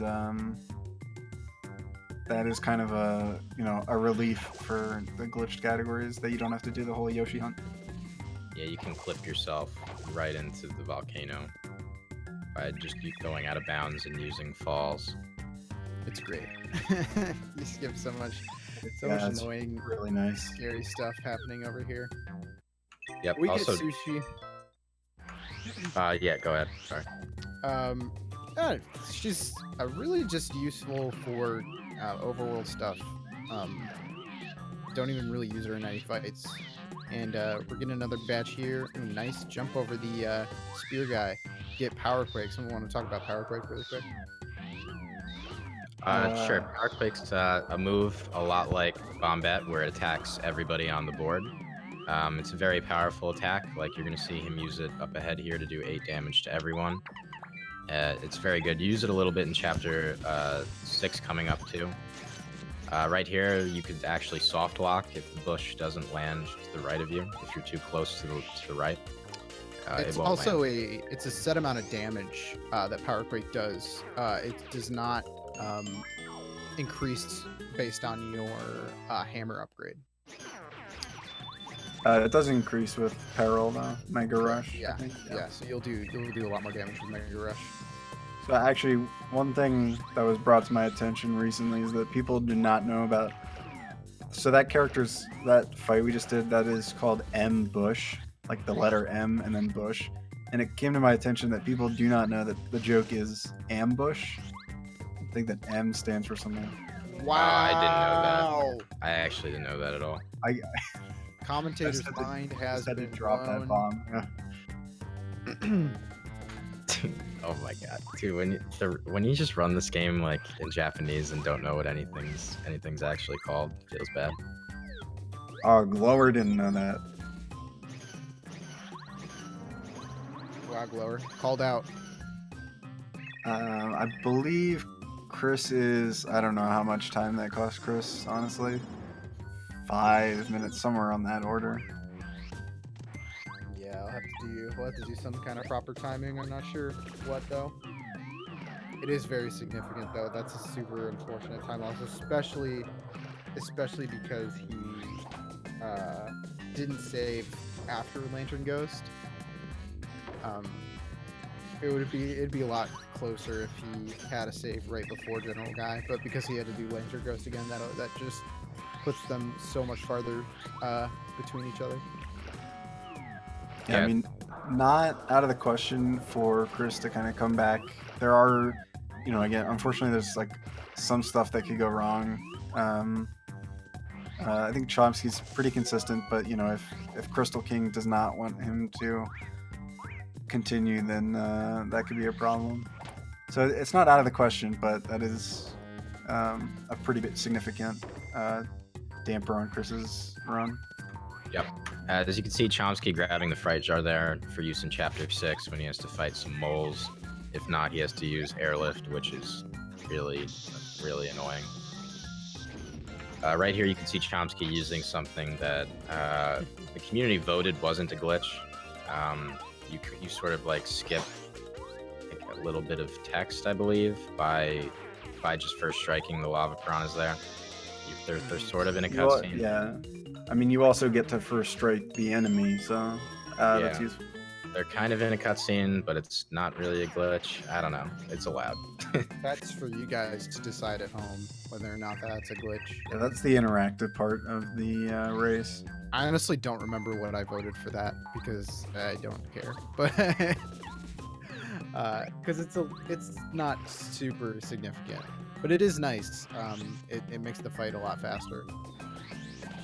Yep, ch0msky having pretty much well, that was perfect jungle. He didn't get any encounters. It was pretty fast. It's pretty tough to not get into an encounter here, just because the really weird enemies and really close quarters with a lot of them. Yeah. Did Chris opt not to get the repel gel in the jungle? Oh, he's going for the risky Bowser. Yeah. It's gonna be interesting. Yeah, Chris is gonna be going for the risky Bowser. Save a little bit of the time back. I think it saves him. What does it save? About a minute, risky Bowser, if it happens perfectly. Oh god, I don't even know.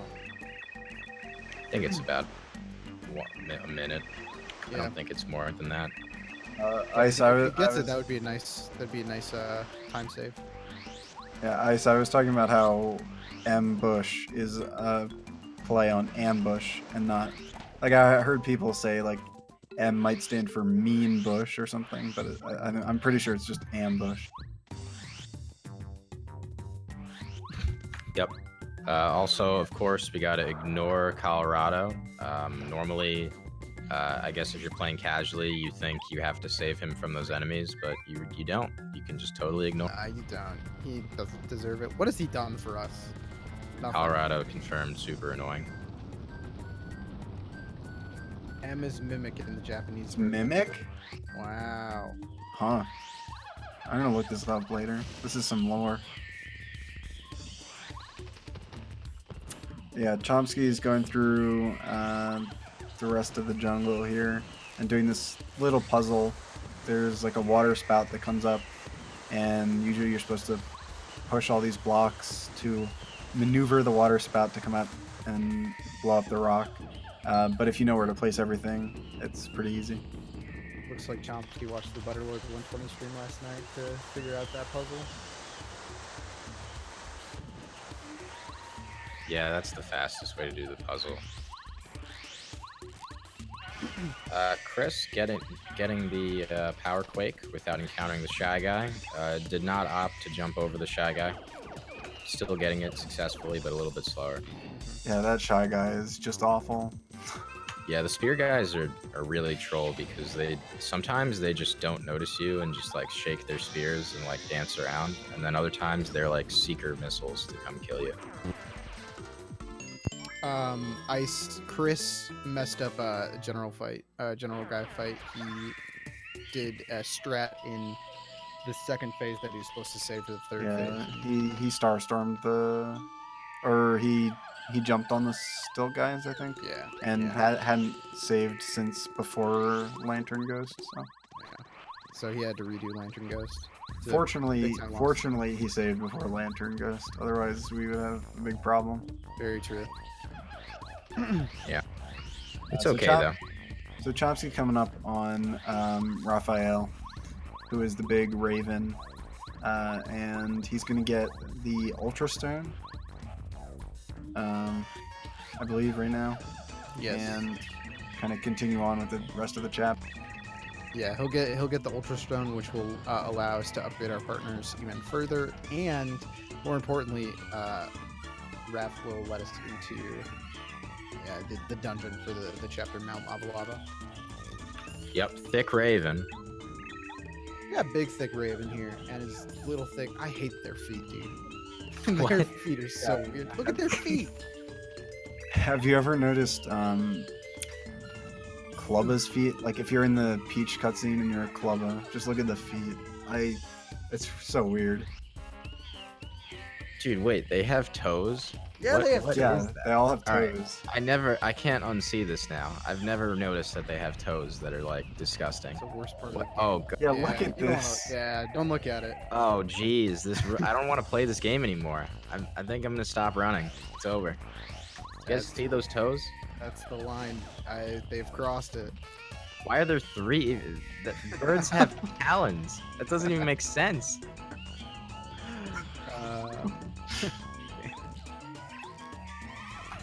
But yeah, Raphael and his kind of, I guess, family of ravens. I don't quite know the lore, but they're gonna real quick build a zip line to the entrance to Mount Lava Lava. Yep, and then, you know, Colorado being the worst person ever has to go first.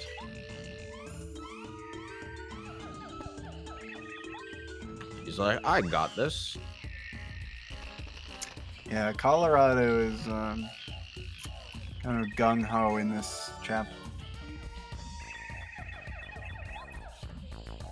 Yeah, he's a big nuisance. Luckily, there's a way to skip a good amount of his dialogue with fast enough movement, and if you get a 6 cap on the final boss, which we'll touch on when we get there. This is a very short dungeon for how long this chapter is. Yeah, the Yoshi hunt and the whole Jade Jungle section is really the killer.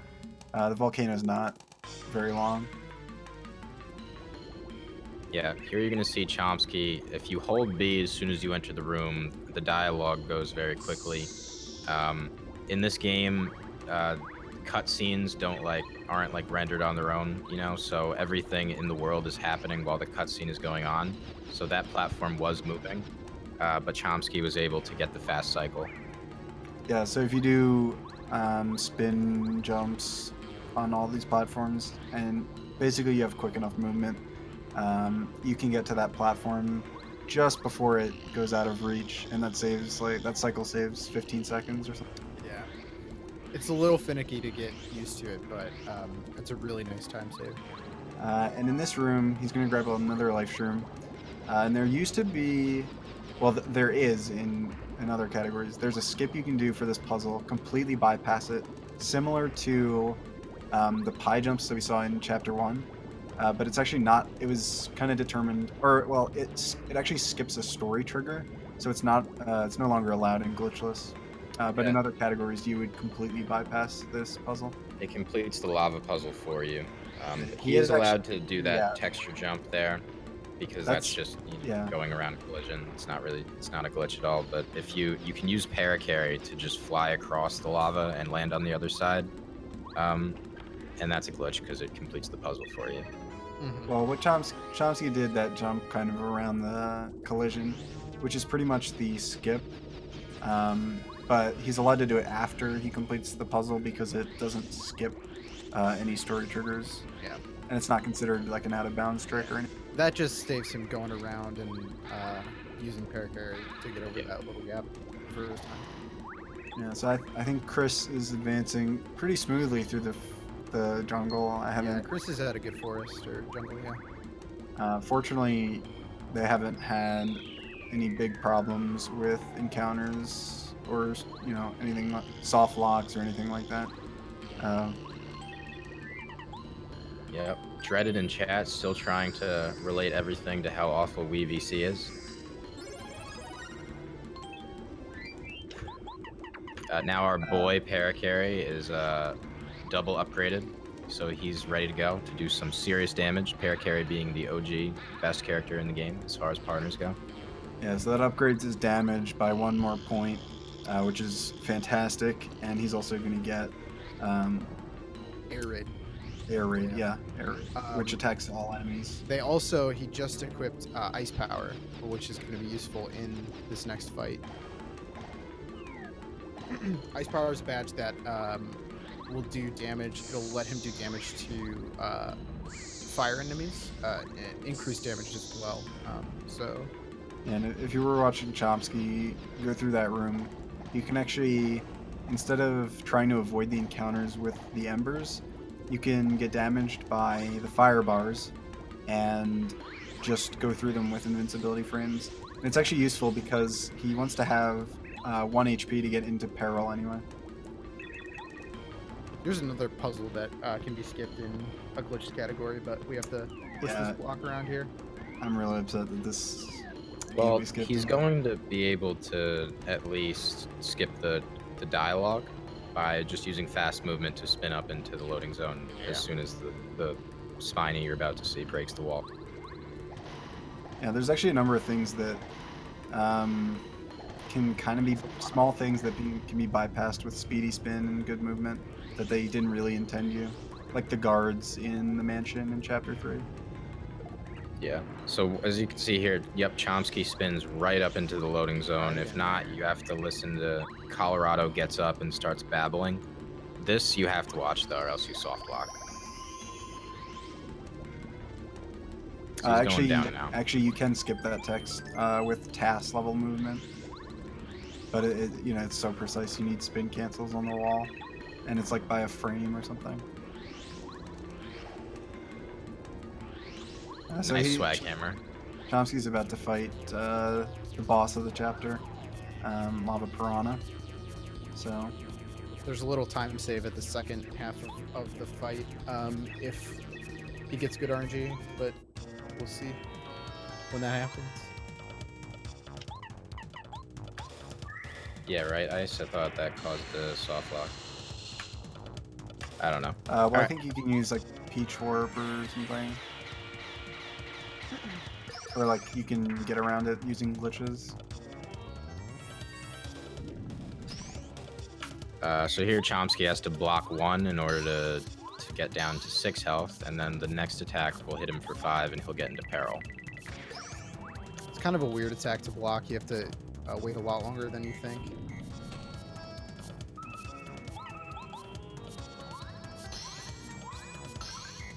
Yep. You pretty much have to wait until the flame completely envelops Mario. Alright, well, he's dead. Not really, because he comes back on fire, which is why we get the Ice Power Badge.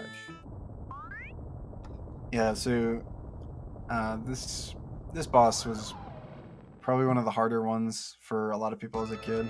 I mean, at least for me, along with Huff and Puff. Alright, let's see how many bounces he gets. ch0msky's internet wasn't garbage. What did he even get? I didn't even see it. I think he got a 6 cap. Oh, Yeah, Chom. He got a 6 All right. cap. Oh man, ch0msky got a 6 he cap. got the fast fight, yeah. Very nice. That skips a small little cutscene within the fight. Poor Chris, man. ch0msky gets the 6 cap after this. Yeah, so Chris also missing this fast cycle, which is about 15 seconds in the volcano. yeah. So basically, if you don't kill him that turn, Colorado will jump around and like interfere with your fight and get set on fire, and that's about what 10 seconds of cutscene. So Yeah, 6 caps. plus you have plus you have like the little piranha plants using their attack. Yeah, maybe it is more than 10 seconds then. Yeah, because you have that, you have a whole nother round of combat, and yeah. It might be closer to 20. Yeah, ch0msky's really going fast. ch0msky is just going on a tear. Yeah, so I we're actually getting... timed the enter volcano. Chris is about 6 minutes behind because ch0msky went in at 04 and Chris got in at 10. Okay. Yeah, and so for ch0msky, I believe this is the only card that doesn't trigger a Peach cutscene on collection. There's actually another sort of escape sequence to finish the chapter. Yo, Supremacy. Got good opinions on game. So now we're gonna escape the volcano here. Basically, Colorado is just, bouncing around being an idiot, and the Star Spirit's like, obviously very unamused. Look at her facial expression. So you blow up the wall, and then get the heck out of here.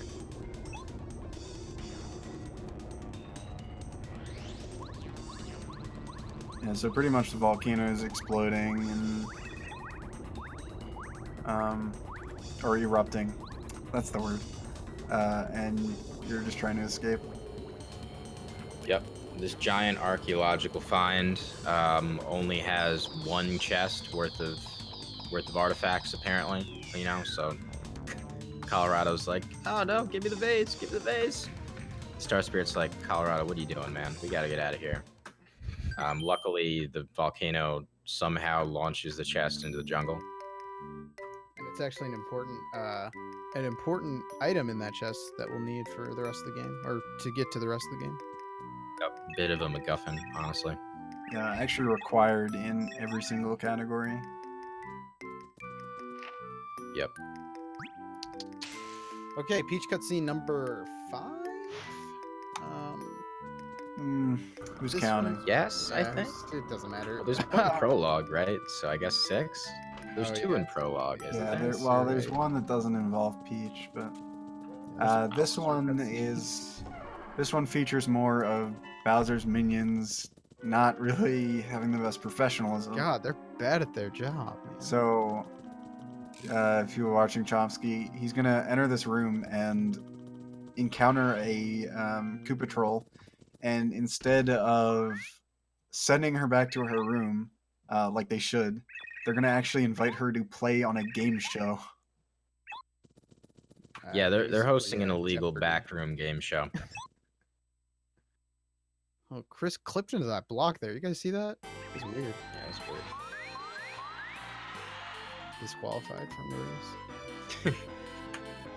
Yeah, so in this you want to lose. You don't want them to give you any rewards, so you purposely answer more questions wrong than right, which just so happens to be spam A for the first 9 and then use the second option for the last one. And you also can't answer like everything wrong and let the other guys win, because then they'll get the actual winning prize, and then you'll get the consolation prize. All we want is the consolation prize. Yeah, so you can actually win and get a jam and jelly. Chris actually hitting that heart block during the text. Yeah, that was nice. So yeah, you can win this quiz game and get a jam and jelly, which you can send to Mario. But all we're interested in, since that would waste time and we don't need it, we just want the prize that you always get for this cutscene, which is the parasol. What is it called? The sneaky parasol. Yeah, Sneaky the sneaky parasol. parasol, which we'll see in the next Peach cutscene. Why they would give her that item, I'm not sure. Yeah, it's absolutely absurd. Chris equipped ice power, right? I hope so. I sure hope you did. I feel like we've been focusing a lot more on the ch0msky side here, just because Chris is a little bit behind. But I didn't catch whether or not Take a look I here. hope he equipped ice power. Yeah, he's Yeah. got it. Okay, good. All right. Yeah, Chris didn't save. He has a life shroom though. It's really all right. He's blocked. He's got this block. Or no block. No block. What am I talking about? I'm just scared. And so scared, ch0msky, and we'll watch what Chris gets in a second here. ch0msky just got Mistar, which is the 5th Star Spirit. Probably, I mean, I think it's the most useful casually, definitely, yeah. Star Spirit, and one of, if not the least useful. I don't think it's the least useful Star Spirit ability in a speedrun, but it's definitely, I don't think it's ever used in any category. Oh my gosh, Chris got 4 caps. So yeah, you'll see how slow this is when you don't get the 6 cap here. You see Colorado. No, he's asking me to speed up. Did not speed up. He's good. Yeah, and these guys do their thing.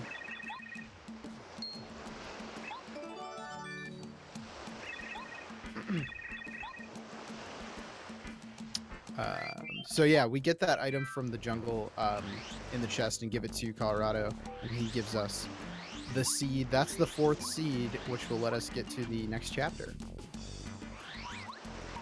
Yep, you gotta just trade it in to Colorado because, you know, he was just gonna hold that seed for himself if you didn't give it to him. ch0msky making sure that he got the jam and jelly, it looks like, just doing a quick check, and he's good. He's got everything he needs. I think I saw him equip the badges after getting the seed, but if you forget to equip your badges before riding the whale, that is pretty bad, because you need to equip some badges for the Junior Troopa fight, which happens immediately upon re-entering Toad Town. Yeah, we're swimming back to Toad Town, and Junior Troopa is right behind us. So I guess this is another cutscene that if you're a quick peer, you could pee during this cutscene. If you're a runner of this game. We have a junior swimming.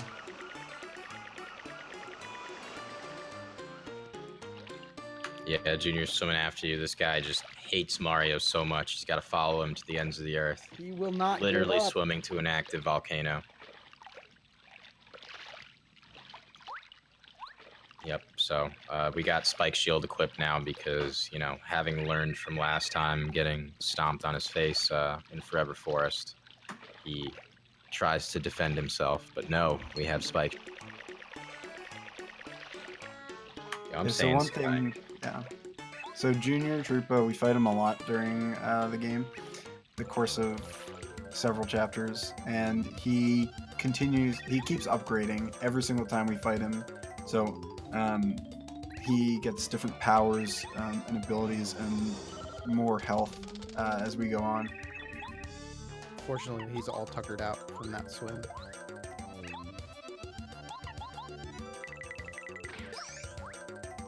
Yep, easy kill.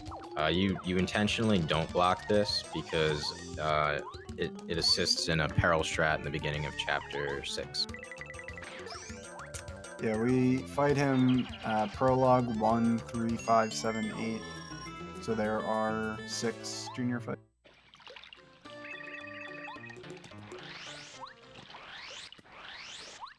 RetroChris doing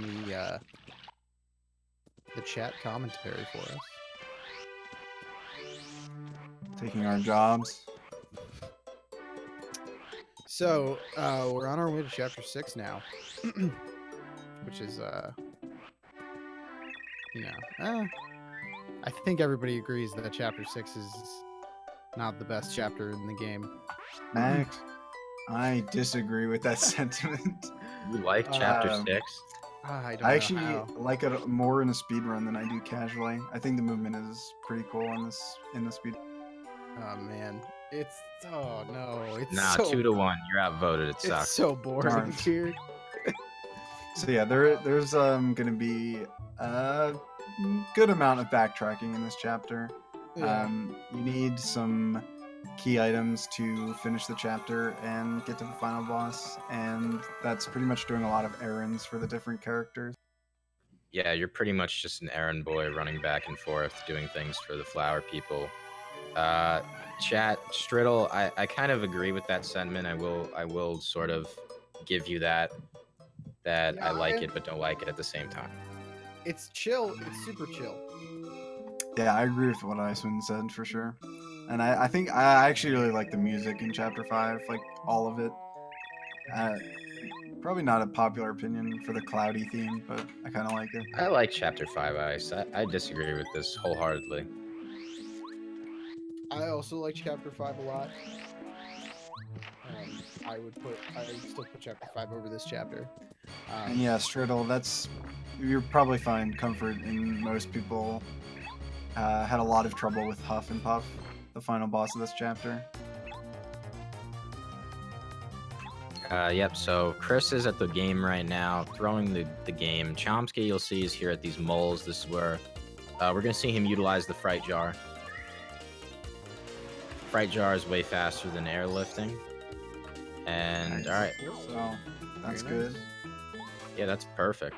Now he just has to go up to the guy at the top, get first struck, and then kill him.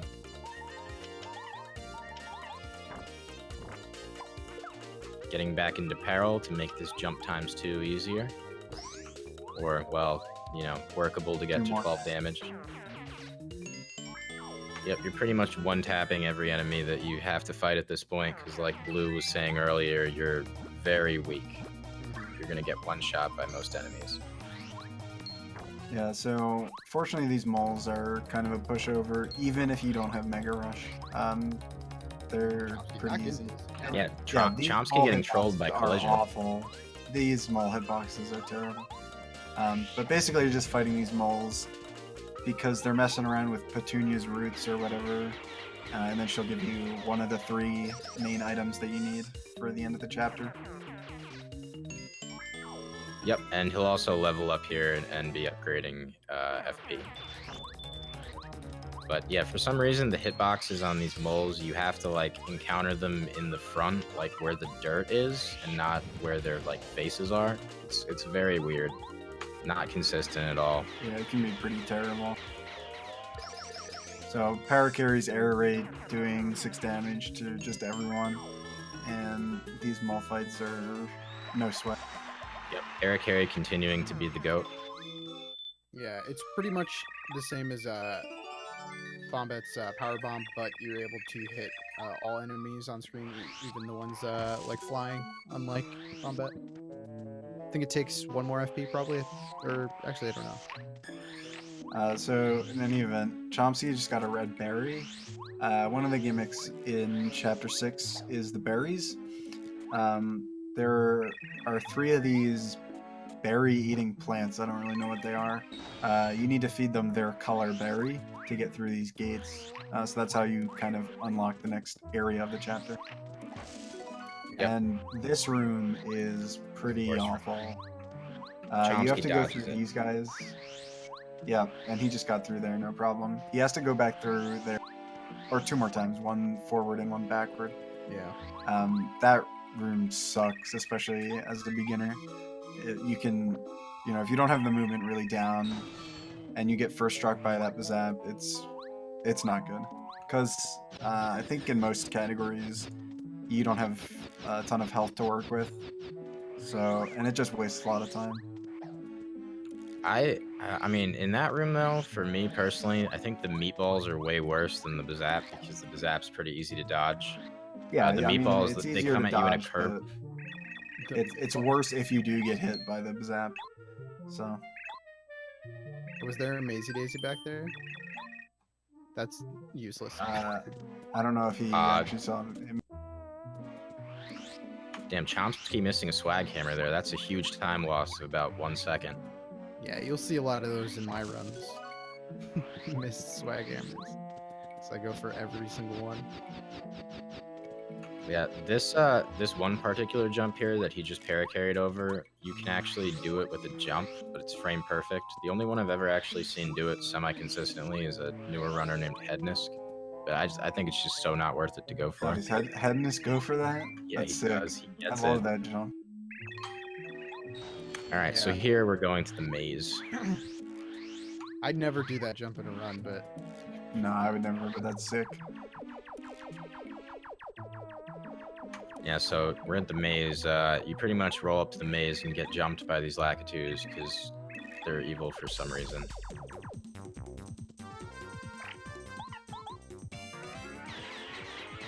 And we see Parakarry here once again just being the absolute GOAT, just hitting everyone with air raid, and then you just Starstorm and they're all dead. You use Parakarry first because if they all die at the same time, it's faster. And the spiny guys have less HP. If you start with Starstorm, the spines will die to that. Alright, well, let's see if ch0msky goes for the lit movement, spin canceling through the maze, because there are ways to do it that are really awesome. Alright, and he's spin canceling a little bit. Now, he's not totally going for it, but he's I think he got the first one or something. Yeah. Yeah, this movement is kind of tricky, but sick if you get it, if you get good at it. That's like part of why I like this. Yeah, we need this stone, but they won't give it to us, so we have to go grab something else and take it back here. And... She does not want to give up her friend's water stone. I don't know why she has it. Maybe she stole it. What's even the lore about that? You know, because I don't know. But the whole she has freaking... it. She doesn't want to give it back. We have to get her out something else that's also pretty so she can hold it. The lore is this chapter sucks. Yeah, like what did she stole the whole water supply of like flower fields and she's just chilling with it? Like what the heck? Okay, yeah, there's the meatball. ch0msky with the spin cancels. We got Chris finally entering flower fields here, a little behind. Posey here being the realest one, you know, he doesn't ask for anything in return. He's like, all right, here's your magic dirt and here's a stone, free of charge. Yeah, this guy is dope. If you talk to him on the left side of him, so he's like facing left, he'll actually drop the flower or whatever it is on the right, which is a little bit faster because you're going back that direction anyway. I didn't actually know that until recently. Oh, Genobean with the knowledge. The Lakitus stole it, and then they dropped it in the maze, and we're looking for it. And then Rosie, what? She picks it up and just decides that she's... I mean, she's still evil for not giving it back, for sure. Yeah, she's still kind of a jerk. She doesn't want to give it back to us, but good to know the lore here. Thanks for the lore, chat. We really appreciate it. Yeah, so again, ch0msky coming back here, so it's just some backtracking after we got that. It's like I'm playing the game for the first time. Oop, fright jar fail on the first mole there. He'll just do airlift, which is a little bit of a time loss. This is the Really first slow. airlift, actually. Doesn't get 100%, but still gets the carry off, which is good. Yeah, Really so hard. there are a few moves in this game that you need to charge up to full in order to get like 100%. If you get it to 100%, airlift will always take the enemy out of battle. If you don't charge it up to 100%, then it's RNG whether or not the enemy actually gets lifted away. I think it is tied to how much you charge it up, though. So if you have a very high bar, then it's going to be a high chance. And actually, Chris saw an Amazing Daisy, or Yeah, ch0msky just saw an Amazing Daisy right there. Yeah.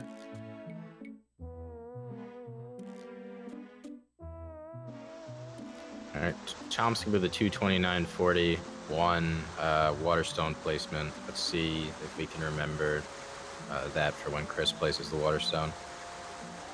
Someone in chat said about 6 minutes and 35 seconds so far, but plus that that fright jar fail, so it'll probably be closer to 650.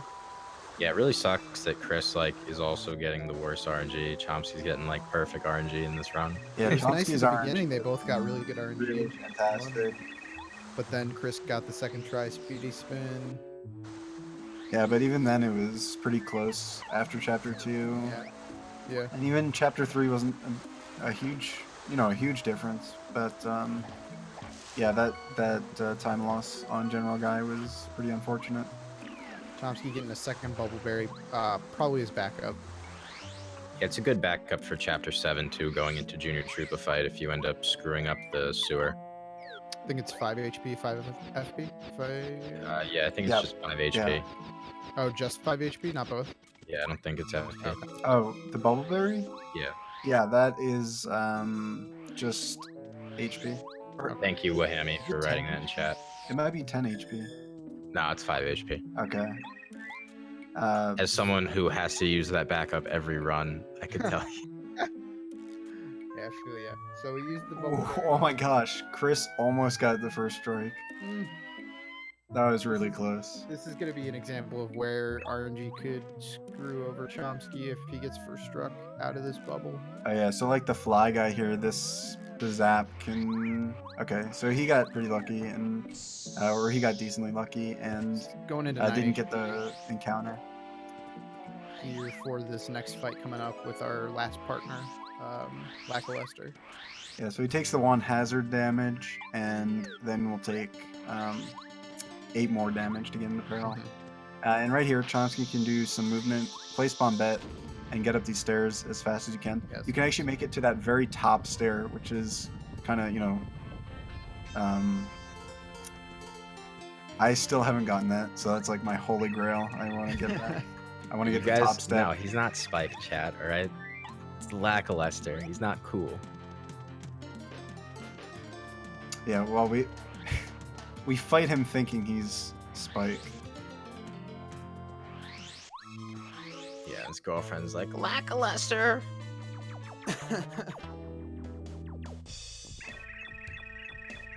I kind of want to start calling him Michael from now on. Yeah, alright, I I'm agree. gonna do a Michael clip here. Yep, so this fight's pretty straightforward, using peril strats. The reason ch0msky jumped onto that spike was because Michael hits you for 4, so you just take 2 hits without blocking and it gets you into peril, and then you can do a juicy power bounce. Yeah. Yeah, it's really nice. Towards the end of this run, you basically have to block, most boss attacks, at least one of them, to manipulate your health, but with this one, you're able to, just let him hit you twice and not even have to worry about timing it. And so that's the spike fight done. And actually, some people are talking about the Sun Tower music. For anyone who doesn't know, the room we were just in with the sun, if you go back there after destroying the cloud machine, so when it's sunny in flower fields, that music, or that room actually has different music that you never hear in a speedrun. There's no point to go back there ever, but it does have some pretty cool music. You should give it a listen on YouTube. I think I'm just gonna call ch0msky and tell him to go back to that room. Yeah, I mean, he has time. Maybe he doesn't want to do that. You get first ch0msky struck by is, that yeah. zap, you would be he would lose the life stream. He wouldn't be dead, but he would lose the life stream. Yeah, the zaps are really scary, especially if you're not super good at the movement yet. They can be pretty tough to deal with, especially since they do so much damage on a first strike. ch0msky almost out of chapter 6. He's got a few more areas to go to, and then the final boss.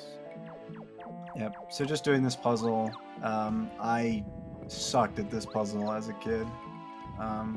Luckily, it's a pretty simple solution. Yeah, it's really easy if you know what you're doing.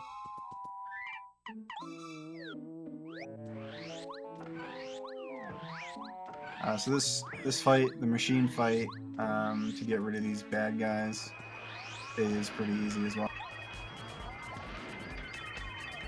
This is like the last story trigger you need to hit before we can finally fight the final boss of this chapter. Destroy this machine so it is no longer cloudy in flower fields. And yeah, just another use of that. We picked up that shooting star, which is basically Star Storm as an item. I think it's 1 less damage. Does 6, right? It does 6. Yeah. And Air Raid. And this is the only HP level up you'll see in the game. So yeah, hard to believe, like, this whole time we've only been at our base health at 10 until just now, because you can basically get around the game without really needing health.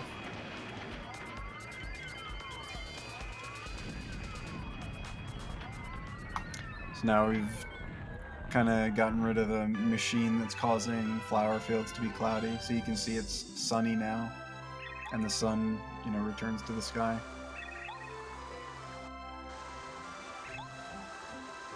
And so all that was so that we can go back to the hub room and plant a beanstalk to be able to get up to the clouds, I guess.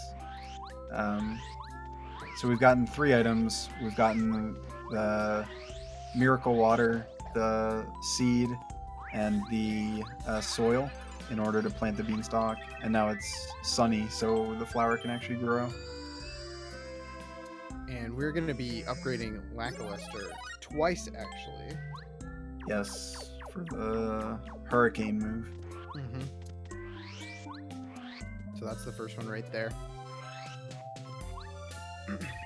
Chris saying he's 7 minutes behind, it looks like. Yeah. Oh yeah, we had to place Waterstone. 236. So this is pretty much the bathroom break that we were talking about. When the beanstalk is growing and when he's going up the beanstalk. It's a pretty meaty bathroom break. This is a long cutscene, so anyway, actually, I actually need to pee, so I'll be right back. All right. I forgot I have push to talk for the past however long it's been since I talked. Yep, so here's the bathroom break. It's a 45-second cutscene. If you're super fast, you can. I don't think I've ever been able to successfully go to the bathroom during this cutscene without losing time. Yeah, so Chris is 7-ish minutes behind right now. Mostly because of that time loss, dying to, or messing up on General Guy. Yeah. But ch0msky has also been just getting really good luck, having solid movement, and he's kind of flying through all of this. Glor's time save suggestions are a little crazy. Yeah, I wouldn't recommend listening to Glor right now. You kind of can't if you're going to do that. I don't though, guys. Always wash hands. Come on, chat. All right. So anyway, look, Chris bonked a little bit there. I don't know why he went for that frame perfect jump because now he's at 8. But I guess he could always block 1. Chris is good enough to block 1. ch0msky's actually like on PB pace right now. It's pretty crazy. Yeah, ch0msky is flying through this game. It's pretty crazy how good his run is right now. Yeah, he just picked up super. I'm back, by the way, guys. Welcome back. He just picked up super jump charge. Did you guys talk about that? Or no? Oh no, I actually didn't. All right. Well, we'll be seeing it here. Yeah. Yeah, he's gonna super jump charge 3 times and then do a power bounce. So going in line with the whole theme of just having a ridiculously overpowered power bounce. For now on, these bosses have so much HP that our only option is pretty much just to one-shot them. So we go down to 1 HP to get into peril for the Mega Rush, and then we have been upgrading our jump. So I think when eventually, by the time he starts fighting this guy and actually like hitting him with his power bounce, he can do like 18, 17, 16 damage a bounce. So one thing you just saw from ch0msky there is he took a very specific amount of damage from the wind instead of mashing all the way to 3 or 2 damage. He only wanted to take 4 so that he could get hit by the pound attack and get into peril. 4 cap there, but he just finished the fight with a shell shot. That's really nice. As you see, like the Mega Rush plus super jump charge and like 3 charges will do an insane amount of damage and take out basically every boss that we have to fight from here on out in like 1 bounce or 1 power bounce set. Yeah, that was the second best cap RNG he could have gotten. If it was a 5 bounce, he could have just killed it. 4 bounce is fine. You just shell shot. 3 bounce, you're gonna lose a life stream. Yeah, 3 bounce is I think a really low percent chance. I think I was told like 2% for that. In some runs, a 3 cap on Puff is you have to reset. Yeah, there's no backup. In like no Peach Warp and I think some other categories, getting a 3 cap there is even if you have like 2 life streams, I think you're dead. Yeah. Shoutouts to Butterlord120, glitchless world record holder on the N64 console for this game. In chat with just a legend, honestly. I like that guy. Yep. What's up, Butter? How's it going? Hope you're not too hungover. Striddle also continues to have amazing opinions. Yeah. So also on ch0msky's side, he's gonna be starting this Peach cutscene. And this is where we're going to use the sneaky parasol that we got from the quiz game. And you saw he just turned into the Koopa Troll. That's the ability of the parasol. If you press B when facing, or when you're kind of close to one of these guards, you will actually transform into them. Yeah. So, once again, demonstrating how Bowser's guards are awful. They just gave Peach an item that lets her literally turn into one of Bowser's minions and sneak around the castle as a spot, like TF2 styles. She's an actual spy. Yeah. So ch0msky feed Kawez is ahead so much because he's gotten pretty much perfect RNG the whole game, whereas Chris has been having some kind of bad RNG. And also Chris died to a boss and had to redo it. So he lost about 5 minutes to that. Yeah. Yeah, big shout outs to Slaptop here. This is big shout outs to Slaptop, another really good runner. He runs a lot of games. He's run this game also. Yep, yeah, ch0msky is cosplaying as Slaptop right now. Yeah. And you might not have noticed, but the clubbers actually have toes as well. No! Stop the toes. Jesus. My co-commentators want me to never run this game ever again. Look at those toes. Good thing ch0msky's quality is like not good enough to really see the toes. Yeah, I'll just wait till composite there, man. HD toes. Oh no, there are the toes. You can see them. Oh man. Those are not as bad. Yeah, they're as not good. as bad as the far as big- like the big tier list for Raphael. bad toes, I'm gonna say Raphael the Raven's toes are S tier for worst toes. Yeah, definitely rap. Because like birds don't have feet like that. It just doesn't make any sense. Yeah. This at We got least some like toe truthers in the chat. good toe RNG. Okay. All right, so the stone placement for Chris was what? 243, No, 28 this isn't something. water. That's the machine. Oh, that was the machine. Oh yeah, Yeah, we already he did. was- Yeah, Oh, he's yeah, seven, yeah, he's about 7 minutes. Right, behind right, Yeah, at he this was point. like 236 on the water stone. I just feel like we're not really paying enough attention to Chris's run too. But that was I've been like just watching the right side of the screen and being terrible. But as you can see, like Chris going through those logs, that was pretty good movement. I think you got a couple spin cancels on those logs. The angles in that room are really troll, and if you get stuck on those blades of grass, you have the potential to get first struck by the Lakitu. Yeah. Yeah, so to summarize the Peach cutscene, ch0msky was basically just sneaking around as Peach, transformed, and getting, I guess, some info on the next chapter. Yep. ch0msky also on the final boss blocked the wind, or didn't block the wind. He went for 4 damage from the wind, which means that he doesn't have to block any of Huff and Puff's attacks. That's a little bit risky because if you block the wind, you take 2 damage instead of 4, and your fight is basically over. So I want to see if Chris either goes for the 4 or goes for the 6 with the block.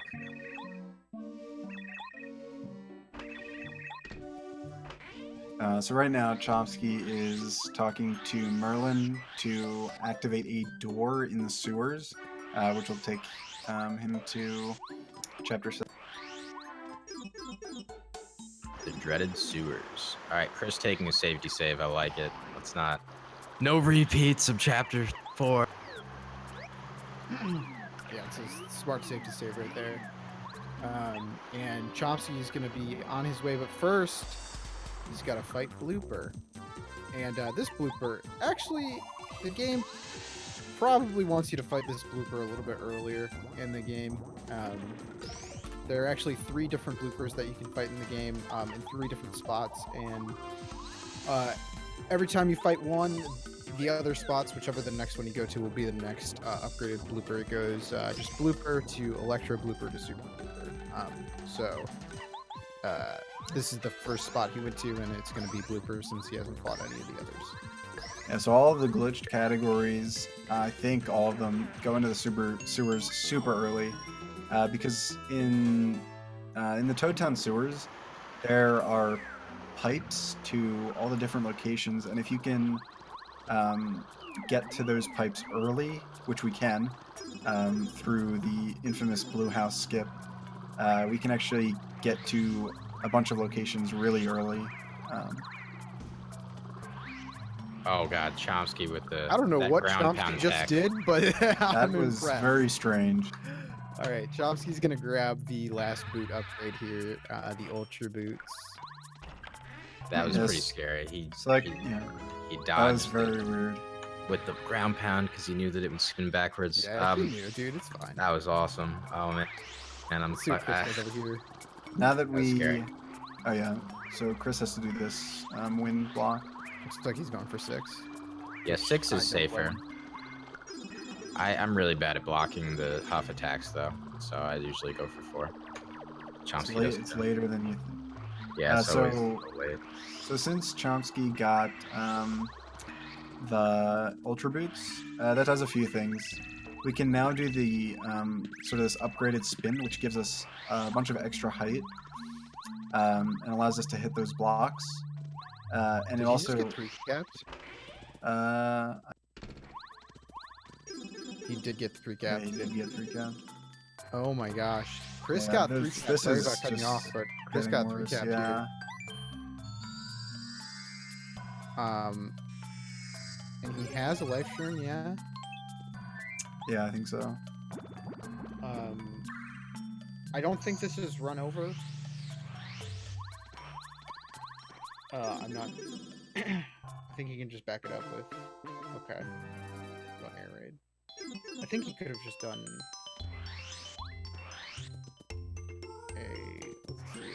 see what he does here. Starstorm. should Yeah, that be sounds like good. the strat. Well, So he could- that's. I think he that could have is just shell important. shot and Starstormed, but Yeah, that might. he gets out of the fight. He doesn't have to reset, Yeah. but that's a huge time loss. Yeah, it is a big time loss, and he loses a life shroom, which, if anytime you can save a life shroom is pretty good. And that's the worst cap you can get is the 3 cap. So that was pretty much the slowest that fight could have gone. That's like 2%, man.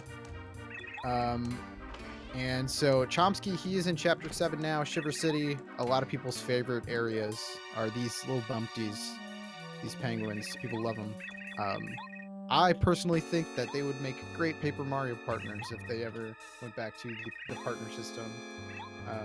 These guys are from, I think they are originally from Yoshi's Island. And they like bounce really high. They don't really do that in this game though, but they're cool. Cool penguins.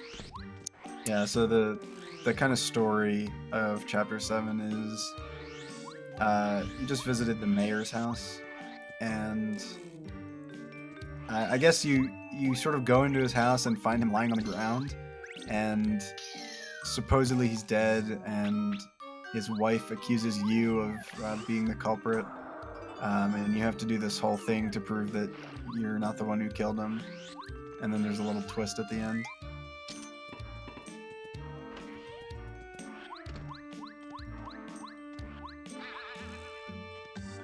Yeah. In glitch categories again, there's a lot that you can do There to is make this chapter. there are a couple huge skips for this chapter, yeah. But I really like this chapter, Glitchless. I think this is a pretty cool chapter. Yeah, me too. It's when it's like it's not difficult. It's at the beginning is really chill. The dungeon is really cool. I really love the Crystal Palace. Yeah, this whole chapter is pretty solid. And right now, I'm blanking on this guy's name, but you kind of, yeah, Herringway. I guess he's the mayor's friend, and you have to go and get him. And he has some hidden staircase in his house for some reason. And then we come back here. Can I have a mod timeout Ivan Helsing? Yeah, that was. That's don't awful. think- Yeah, that was terrible. No, Chapter 7 is not an excuse to make puns. Very bad puns. Yes, correct. Okay, so he's an author. Okay. Sorry. Sorry. That was only a little bit sarcastic. Okay, Icewind, you can't start. Anyways, so turns out the mayor's not actually dead, and he slipped and hit his head and was unconscious for a little bit. So, mystery solved, and he gives the present to his friend, which is what he was trying to do the whole time. And we can finally get out of the Penguin Town, whatever it's called. Shiver City, man. Shiver City. I keep thinking that's a different area, but the other one's Starborn Valley? Yeah, something like that. I don't know. We have one of the last Junior Troopa fights coming up here. This one's weird. He ditches all of his upgrades and just uses a wand, which is kind of cool. Yeah, I believe you need to block all of these attacks. He's at 15, so yes. He has to block both, I think. Yeah, so... No, he just has to block one since he's at 15. Really? he has yeah, damage dodge on. Yeah, and usually you come into this fight with 13 health if you block both blooper hits. Oh, but I guess ch0msky right. Yeah, he played it did safe. a backup. I think. Yeah, I think That's where healed he ate the Bubbleberry. Bubbleberry. Yeah. Yep. That makes sense. Smart. Yep. So he's got the one block, which is actually, it's a lot faster than you expected, and does 8 damage, and he'll take care of Junior Trooper pretty fast. Yeah, it's a hard block. Yeah, that's a really good safe strat because that block is tricky to get the timing down, and then if you miss it, it's not. It's not. Right. Chat's become unhinged with ice puns. Jeez, chat, come on. And we So have now one more. we have one more boss fight. I would consider this the hardest boss in the game by a pretty large margin. I don't know about you guys. Yeah, he gave me a lot of trouble as a Monstar. kid. Wait, actually? You're kidding, right? No. He's a I pretty know you're weak. being sarcastic, but like as a kid, did it give you trouble? Was that part true? No. I can't even remember. I feel like this chapter as a whole gave me a lot of trouble as a kid, especially Crystal King. Oh yeah, Crystal King. Crystal King was but mad hard, yeah. Monstar is pretty weak. What is it, like 20 health or something? And his attack does 1 damage, which, interestingly enough, would actually kill us in this speedrun, in this round. Unless you blocked it. Yeah, unless you block it, which An old JCOG run. you are a god. Yeah, Block. JCOG is a You god. blocked that attack. Starstorm. Oh yeah, doesn't affect Starstorm his does boss. not affect the monster. Oh, yeah. that's interesting. I didn't know that. Yeah, because he's like the star boss or whatever. Oh, that makes sense. I guess you can't Yeah. really use star magic against star kids. That would be pretty cruel. I don't know. Yeah, I'm also interested to see if Chris eats or gets to full health before the junior. Did Chris just go for a turn early high cap instead of a... I think he only charged once. It's. I think he Might have. I didn't see it. I wasn't paying I attention. think that saves a little bit of time. But if you drop the cap, you're obviously pretty screwed. Well, not screwed because Blooper's really weak, but it'll waste more time. Chris here, just now approaching the Ultra Boots, which are the best jump command in the game. Yeah.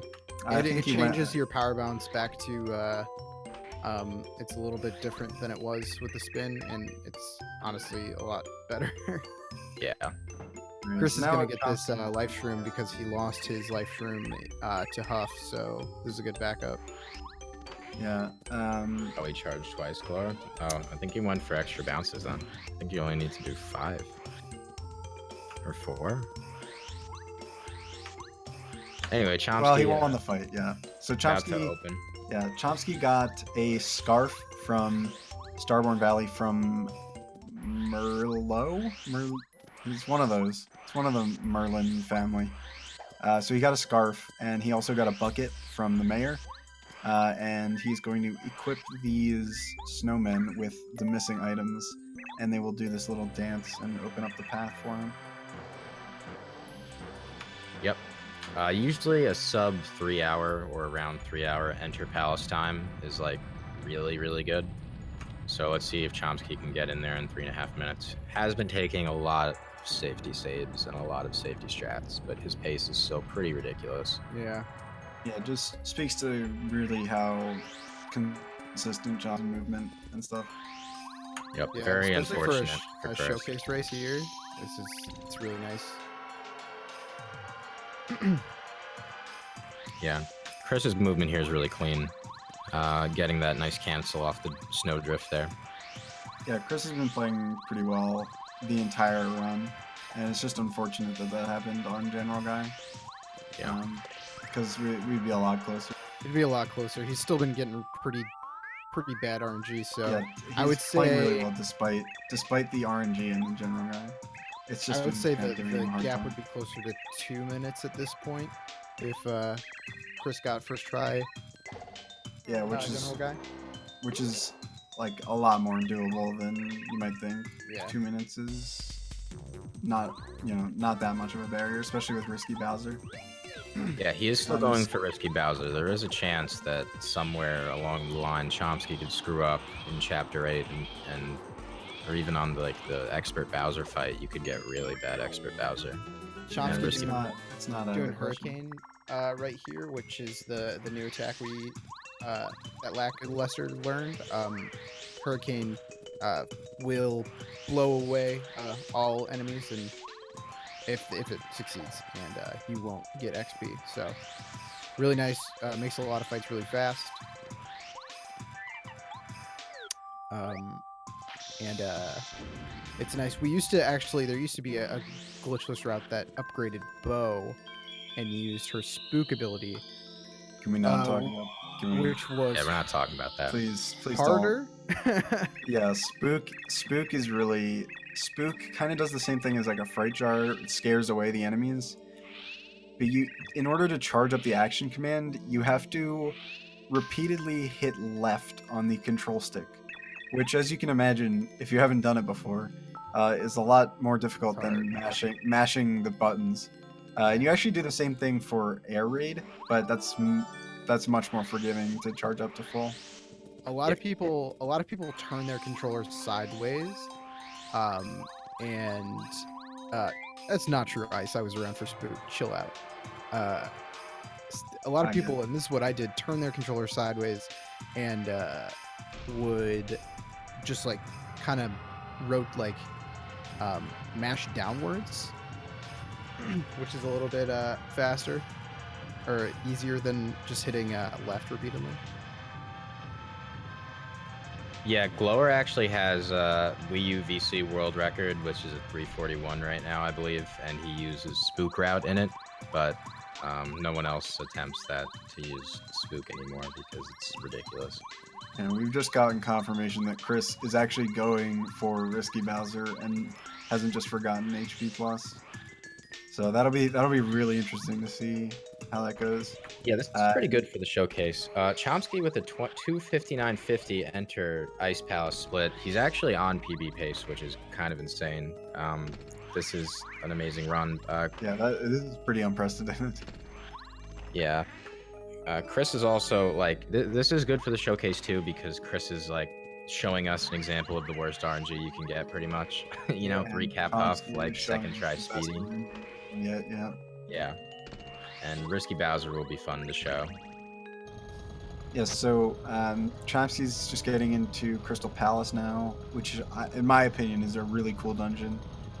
Its gimmick is these mirrors, and at first it looks like you're kind of just mirrored, but in the next room I think we'll see you can actually cross behind these mirrors, so that's the interesting gimmick. Yeah, it's not a mirror, it's a window. It's actually duplicate ghosts. Yeah. So that has some interesting applications, throughout the dungeon. I personally hate this dungeon because of the spacing. It was obviously not designed with speedy spin in mind. Or with spin cancels. Yeah. I mean, it's like nothing. Every room is not long enough for 2 spins, and then like there's rooms that are like a third of a spin long. It's just. Oh, Chris also missing the block on Junior, so that's unfortunate. Yeah. Oh yeah, he went for the double block instead of taking a safety heal. Fortunately, he's saved, and is now gonna eat the bubble variant. Yeah. Yeah, they're hard. The 2 blocks on this Junior are really hard to time, honestly. Yeah, fortunately that was a really close save, so it's not nearly as bad as the general guy mishap. Yeah, he can't afford to lose any more life shrooms really either because he needs them for Risky Bowser. Do you need 3 or do you just need 2? Because I know he could get the one in the library if he really. That I'm not sure. Yeah, I actually don't remember. Glower would have to. Let me put it up. I actually have the guide in front of me. So actually, in this room, ch0msky is doing, I guess like you call it a puzzle. There are these 5 bombettes, and 4 of them are duplighosts. You basically have to hammer all the ones that are duplighosts. So yeah, it's always the the 4th same. one from the left that is the real bombette. If 3 you life shrooms according to Glory. Oh yeah, there is another one if you ride Lakitu to the left during the lava basement. But I think you only need 2 for the strat anyway. I just looked it up. I don't do Risky Bowser because I don't like to waste 4 hours of my life to just die to Bowser. Yeah, there is that Ultra Shroom to sell as a backup.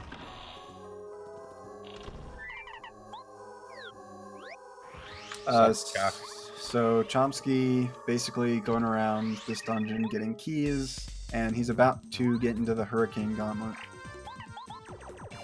Yeah, this is just constantly using a hurricane on these enemies. If he gets to 100%, he's chilling pretty well. Yeah, we're at the point where we can't really fight anything because we're too under-leveled. So, I mean, it's also for EXP routing purposes, but you just blow these guys away because it would be way too hard to fight them. Yeah, I mean, otherwise you would Starstorm Power Bomb, which I believe an old route did, I think. But yeah, the EXP routing is part of why we use Fright Jars and Hurricane on a lot of fights. Chuck Steeg in the chat with the Let's Go ch0msky Pogs.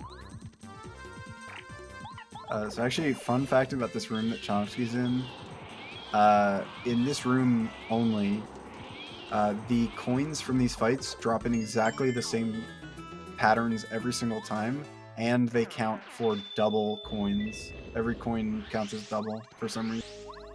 I did not know that. Wow. Which, so that actually, I think that actually plays a role in 100% routing.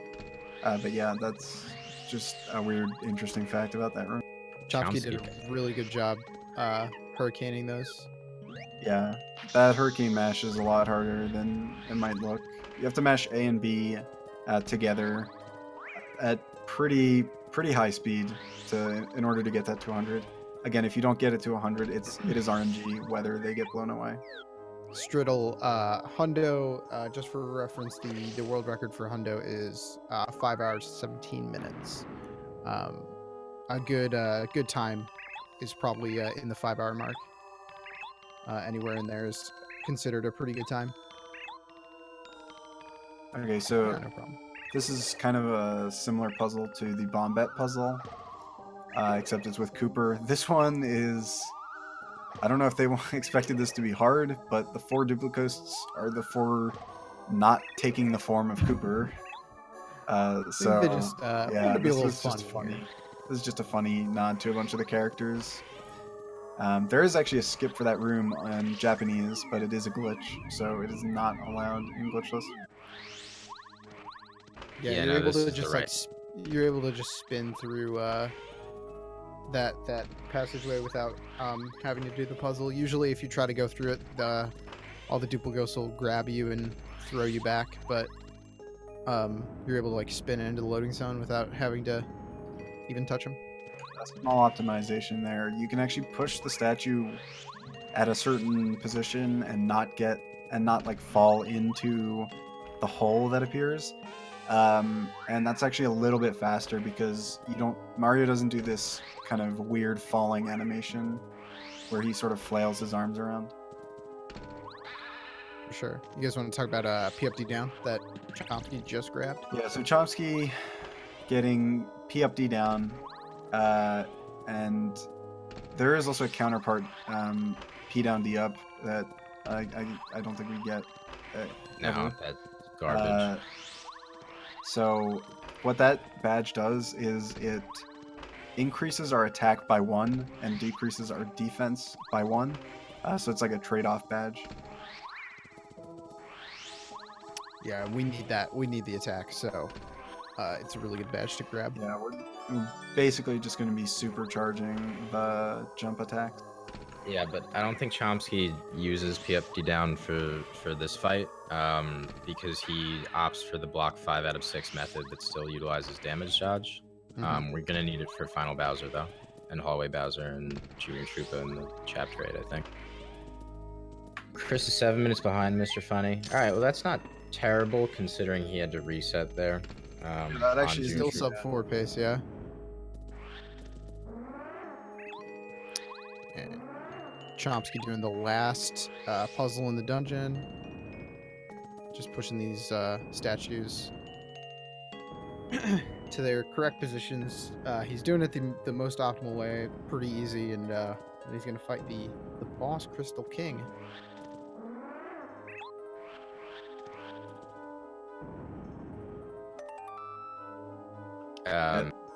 Chris is actually, I think, a little bit more than 7 minutes behind Mr. Funny, because ch0msky's Enter Palace was 2:59. Okay, so it is a little bit further. Yeah. Crystal King it's a fight.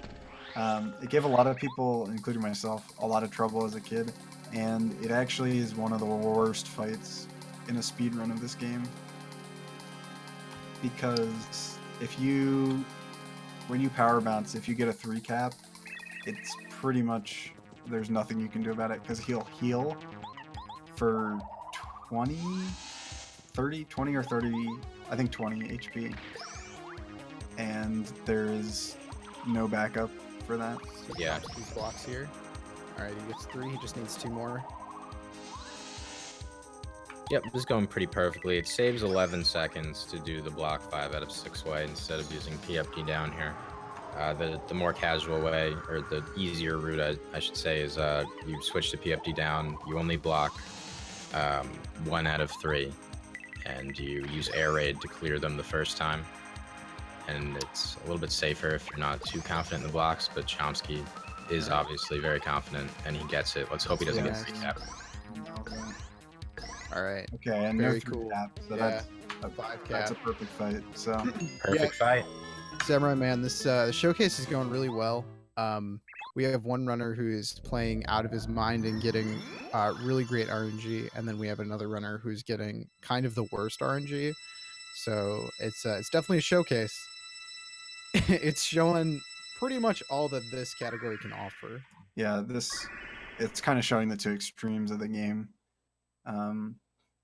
But you know, Chris is also doing really well still, and like being able, what is he on, like still sub 4 pace, like by a good margin, I think, which is Yeah, still, his pacing is still pretty great. Yeah.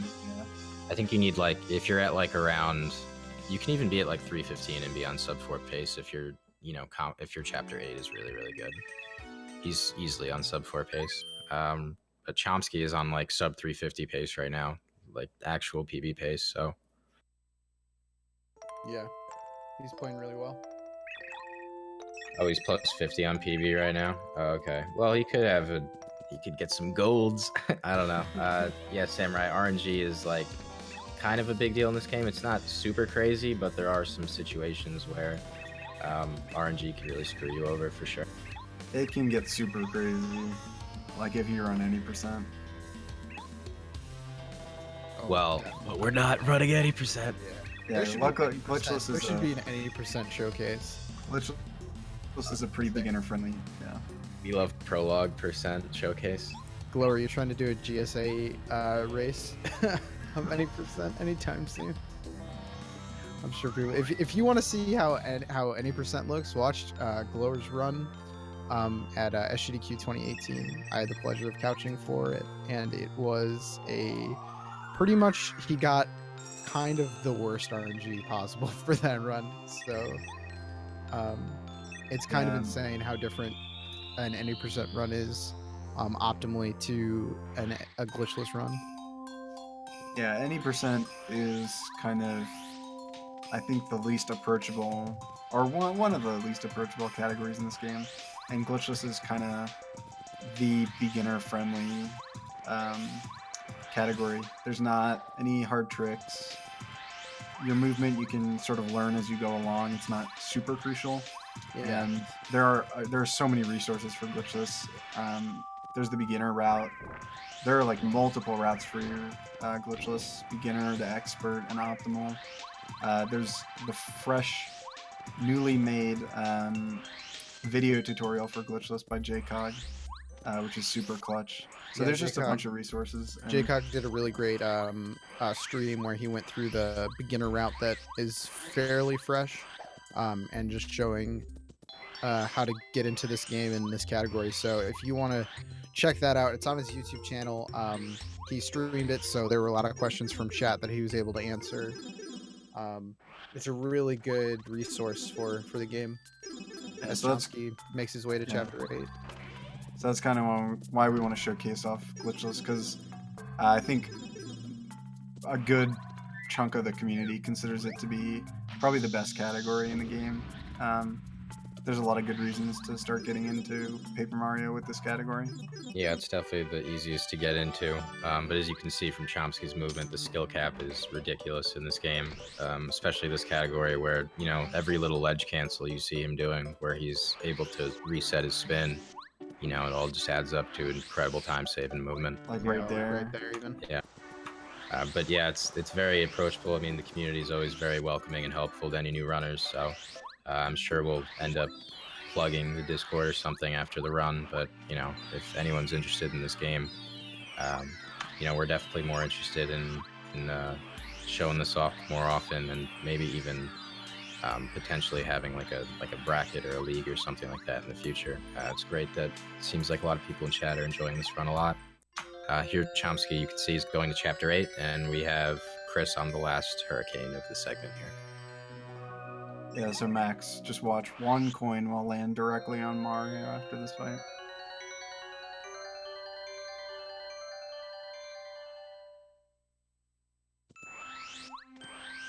Oh, wow. Yep, no RNG. Lands in the same spot every time.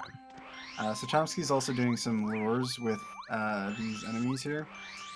Those are the worst. These Yeah. enemies suck.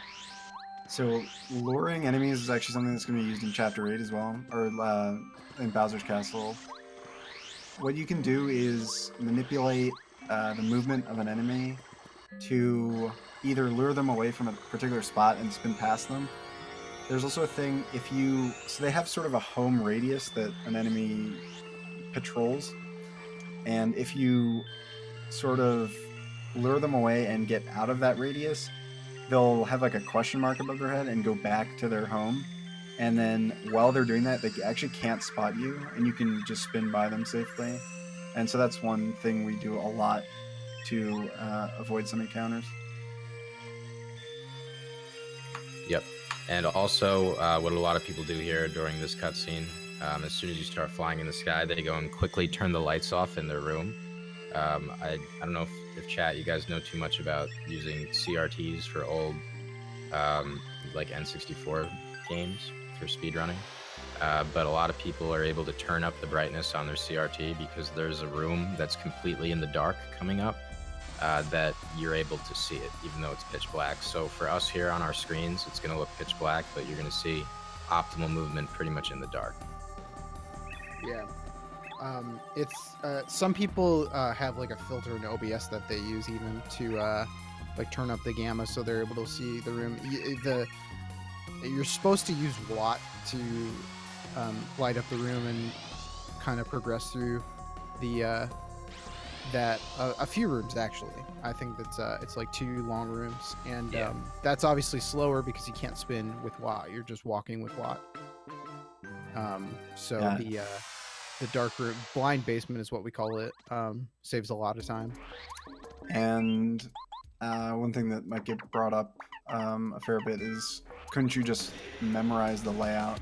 And that is sort of something you could do, but there are actually enemies in these rooms, and so it's not enough to just know the layout. You would also have to avoid encounters in the dark, which is hard enough in, you know, normal lighting. And also we're seeing the use of Dizzy Spin on this crew patrol. If you equip Dizzy Spin, which is a badge we got way back after right after Chapter 1, you can actually spin into an enemy, and when they enter the fight, they'll have the dizzy effect. And so doing that, and Yep. I mean, I don't know how much it matters for that encounter in particular, but that is useful later on. It's fast because they're spiky, but yeah, it's more for cannons. Also, yeah, Shriddle, that was an intentional fight because he has to get the key, but he had really bad key direction. It was running to the right, so he's pretty much doomed.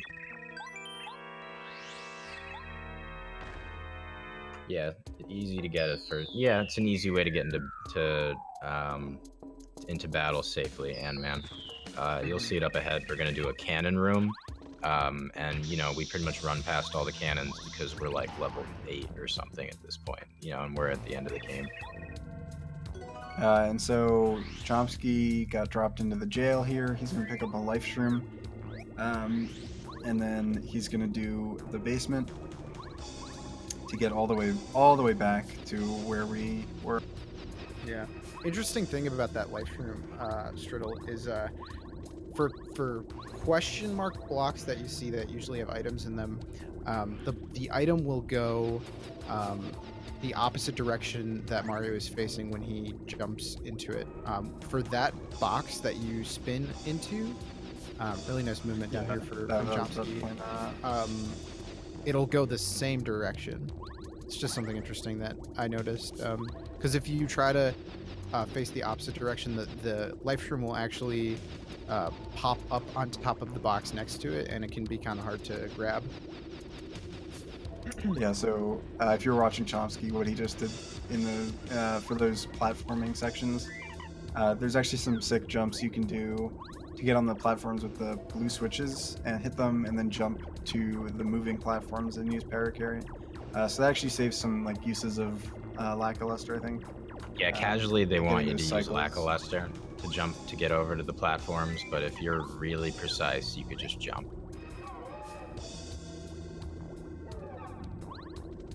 All right, Chris hits a. He only needed a 5 cap, but Yep, he did 6. he did 6. Oh. But he's good.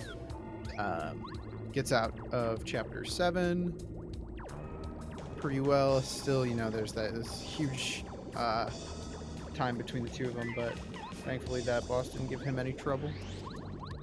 Yeah, he's getting pretty screwed. Still going strong though, still having pretty good time. ch0msky's time is just ridiculous. And so ch0msky entering another mandatory battle. There are a fair amount of them in chapter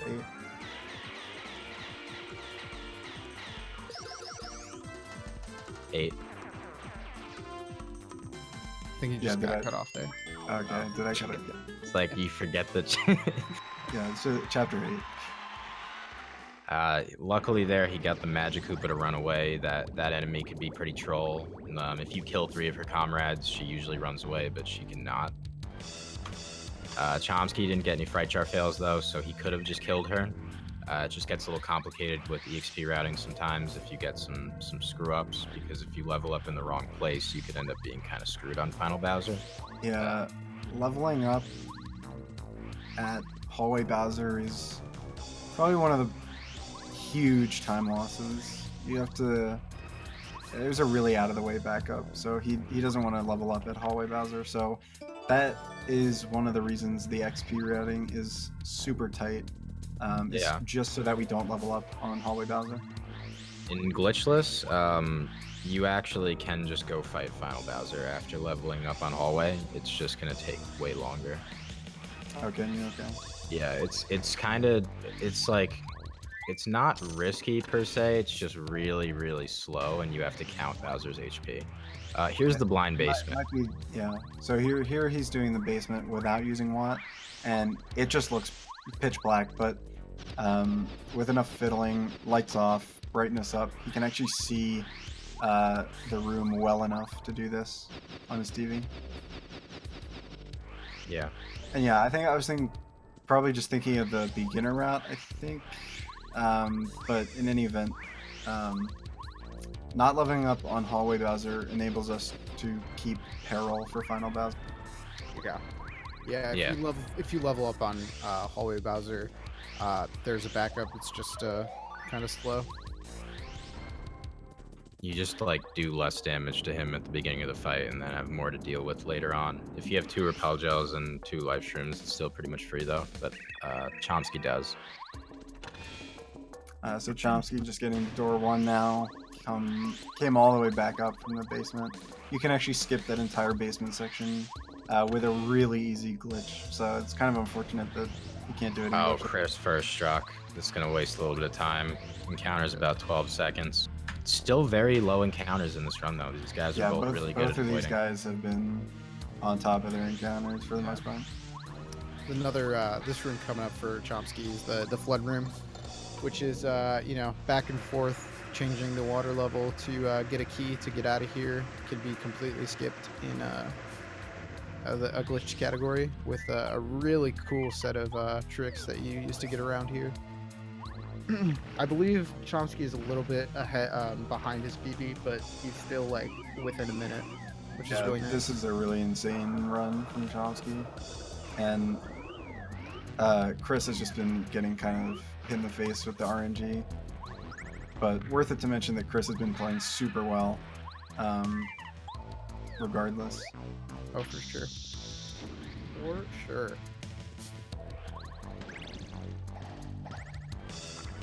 Yep, and here there's really precise movement as well to do this room optimally, the Chomsky. But you do have to do a little bit of backtracking. Flood room's really annoying. Yeah, this room, Glitchless, is just... I know. It's kind of the worst. When you start skipping it, you just get so spoiled. Glitch category. God, my co-commentators just relating everything to how they could skip half my beloved run. Gotta go fast. This chapter in Glitchless is kind of lame. So Chomsky might actually be ahead of PB. Not sure. Chomsky's actually about 6 seconds ahead. Yeah, Chomsky's PB does Risky Bowser, and he's going to be doing the normal Expert Bowser fight in this run. So he will lose time to that. Yeah. But that's pretty insane. That like if he were doing Risky Bowser, he would be on pace. Yeah, considering he's taken so many safety options, it's really crazy how close he still is to his PB. Yeah, and Chomsky's PB is not bad at all. It is a really solid PB. Yep. All right, Chris. Well, I really just can't wait to see him shoot into Chapter 8 because I just, once they're both in Chapter 8, it'll still look a lot nicer, chat. More than the end game, everybody. Yeah, let's see. Chomsky's door 2 time in his PB is a 328.31. Oh, he could easily get that. Yeah, so he's doing really well. This is the cannon room. They're gonna be spinning into these guys with Dizzy Spin, and what that does is enables them to basically not get first struck when spinning into the enemies. Ooh. And they're gonna be using the invincibility from running away from the encounter in order to just spin past the actual cannons, because those not want to get into that encounter, by the way. Yeah, that was bad. The second platform here of the cannons is free pretty much wherever you get hit to, so that's kind of unfortunate. Dizzy Spin also makes it easier to run away from the bolt builds.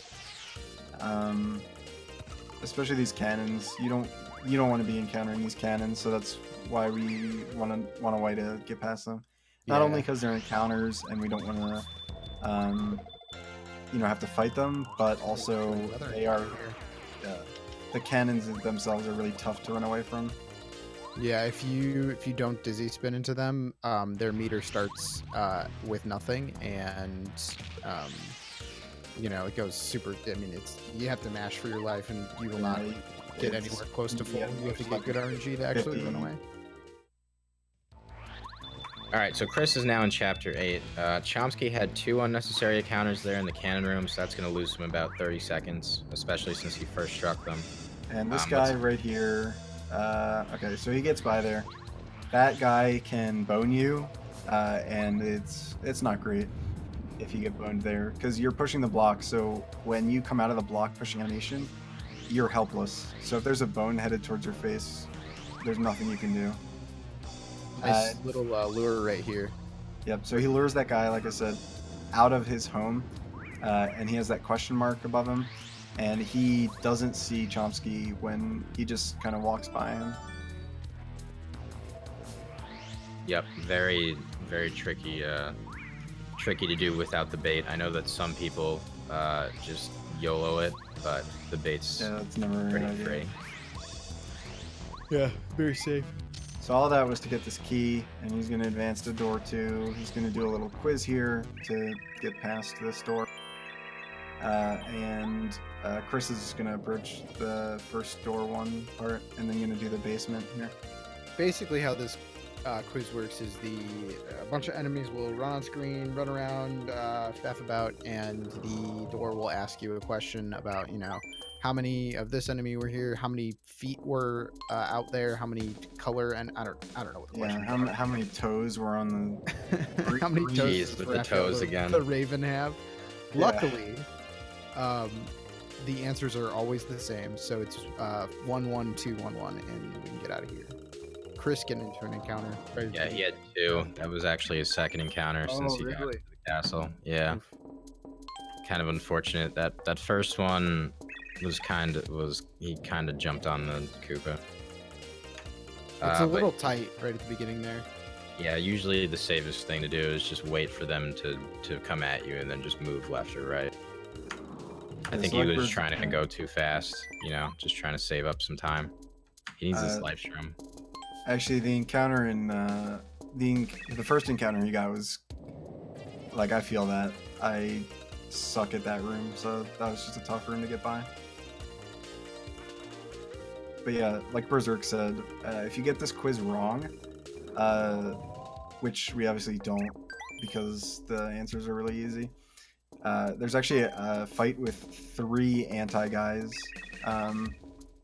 that is pretty incredibly difficult to beat, especially if you're not expecting it. But we do actually do that fight in all bosses, so if you ever want to see a fight with the triple anti-guy, you should watch Yoshizilla's recent run at RPG Limit Break. Let's see how Chris does the lava basement here. Hopefully he gets good movement. All right, so far so good. That jump's a little tricky. Yeah, it's very precise. Those jumps are precise. So Looks like ch0msky is a little bit over a minute behind his PB, so he's still sub 350 pace, which is really great. Yeah, Chris' movement in here is good. So Chris also Chris has getting just been getting screwed by RNG and a couple mistakes, but his performance here is still extremely. Yeah, these guys are both a couple of the best glitchless runners in Paper Mario, so they're obviously going to be really on top of everything. Yep, ch0msky getting that key. He's just going to backtrack a little bit, and then he has to lure another hammer bro away. And I believe it is the infinite sort of hallway that we know the answer to is always the same combination. I believe it's up, down, down, up, down. Yep. Up, down, down, up, down, up. Yep. The throwback to the old NES Mario game. Nintendo just likes making infinite staircases. Yeah. Like in SM64. We don't have VLJ though. And they do the same thing in TTYD. Right in the last chapter, right before final boss. For the record, ch0msky's movement in this room, in these rooms, is like pretty good. Those rooms are like deceptively hard to do well, especially the stairs. That was So nice. ch0msky kind of nails all of that. He's been getting so many crazy spin cancels too. Like out of chat, like when he spins diagonally into a wall and then immediately spins again, that's a very precise angle that you have Yeah, to do very well. those are not really. I would never go for those.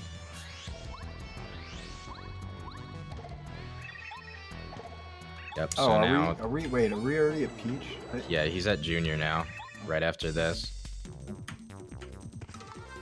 The Peach is actually a dupla ghost fight.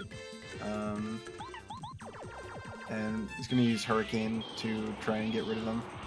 Again, doesn't want to get the EXP. Yeah. And gets it to 100. No swipe. Very good. Yep, that was great. Now he just has to do badges and then fight, you know, the greatest character in the game one more time. Oh, and you can actually see on Chris's stream, he actually has, I think, this like filter on for the brightness. Yeah, he has his brightness up a little bit. Oh, so we might actually be able to see it on his then, because Yeah, ch0msky is just in the dark. Gotta go into the basement. All right, yeah, everybody ch0msky watch. just turned his lights off. Is that what it Yeah, was? yeah, me and him have the same CRT. It's actually so bright that you don't even need to turn the lights off. Wow. I still can't see it on Yeah, I Chris's can't stream. even, So. if I turned my lights off maybe, but can't even see it. No, Yeah. they're both using N64.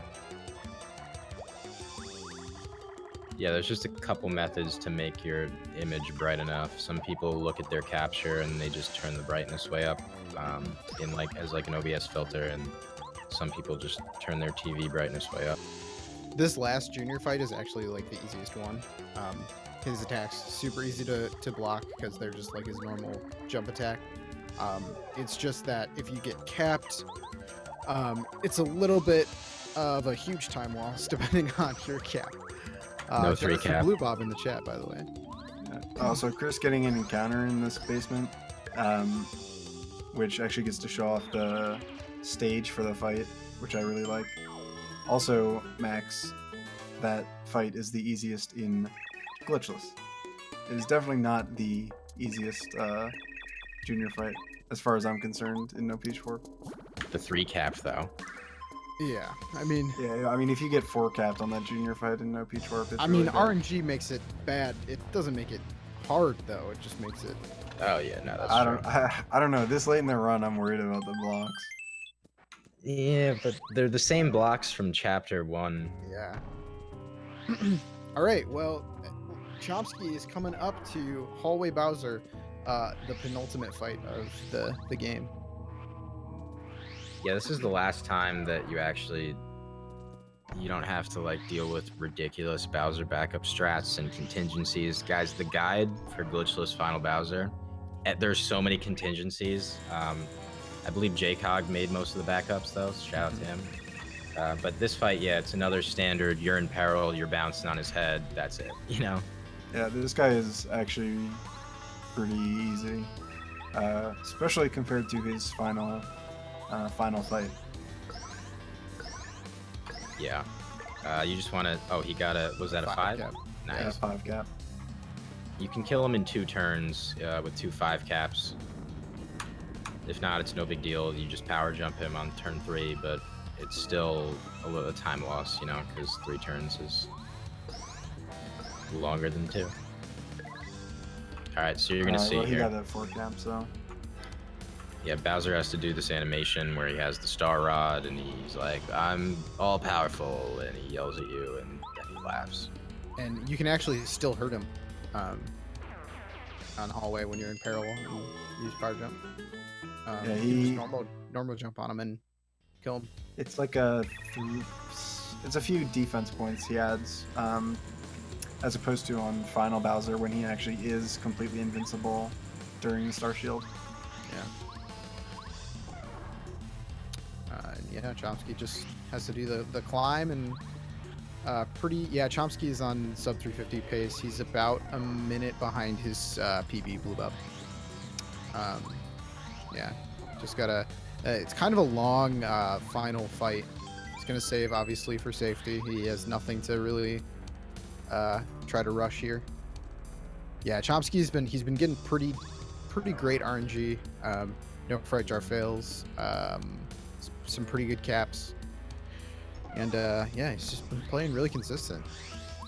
Yeah, if he didn't do save strats and he was doing risky Bowser, he could easily PB with this run. For sure. Yeah. If he gets beamless, that'll just be nuts. Yeah. Is beamless faster than risky though? It's not though, right? It's still slower? Because beamless is so fast. I don't think so. I'm not actually sure. Chris is going to this cannon room. Hopefully he doesn't have many encounters or any unnecessary encounters, I guess. Yeah.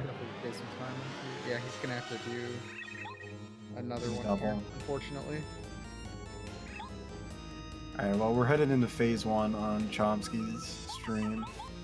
So phase 1 is pretty simple. There's only 3 turns, or 2.5 turns, I guess. It's a 4 cap there, which is nice. 4 cap, that's nice, yep. It's So he really wants a ideal 4 to cap, get a 4 cap four or 3 cap here. Cap. If he doesn't get 4 cap, he can just do a different strat in phase 2. But it is nice to get the 4 cap in this phase. Yeah. If you get double 3 capped, it's no big deal. You just have to do a skydive with paracarry. So instead of immediately star beaming here, which is what he's going to do, he'd have to switch to paracarry first and then star beam. It's just a little bit slower. Yeah. Chris just got first struck. Yeah. Oh, he's just kind of low health, So I think he's on the last cannon though, so this should be fine. Oh god. Oh man, that was a little scary. His spin had like just ended. Yeah, I was worried about that one. That was scary. But he's out of the fire. Yeah, that was definitely Monka. And hopefully he doesn't get boned. Oh gosh. Okay, Yo. good. That would have been very bad, yeah. ch0msky over here is gonna do kind of the worst part of the game, which is this peach section of the final boss. You're just mashing A, holding B, mashing A basically, and like when you're in a run that's on PB pace, this is the worst fight because you just want to get to the last phase of Bowser. This is just when it all sets in, and you're like, well, I'm pretty far ahead. Yeah. Better not screw up. Very stressful, and yeah, for sure. You just have to sit here doing the scripted, irrelevant fight while like the hardest fight in the game is like a minute ahead of you. Yeah. You probably also have to pee. Yeah, Glitchless. Yeah, in my all Glitchless cards, is really low. cards PB, I had to pee so bad at the end of this fight. It's the worst. All right, Chris is at door number 2, so he just has to answer 1-1-2-1-1 again. ch0msky is at the end of this fight here. I think that's how much does damage does this do? Okay, yeah, he still has to charge one more time. Right, yeah.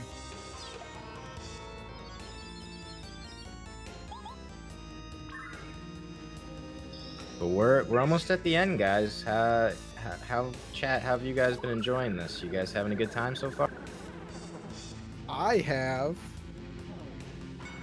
Yeah, this has been a lot of fun. I've really enjoyed this. It's been great. I mean, you know, my co-commentators hate Glitchless, but you know. No one hates Glitchless. A lot. It's too long. I don't have time for it. We're like, you know, Glad we could skip this. I just like the glitches in this game. No, yeah, they're really cool glitches. Yeah, this movement's mad hype though. I'm glad you guys have liked this. It's been really cool showing this off. Yeah, it's been really fun to have an opportunity to show this off. Paper Mario in general, I don't feel like gets enough praise as a really good game because it is a really good game. You know, back in like the early days of GDQs, there were a few paper runs. You know, your Pies All Cards speedrun was definitely one of the more famous runs to come out of this game. We luckily had an 90% run back in 2018. Dang, So, Blue Bob is out here in the chat. that's very true, Blue Bob.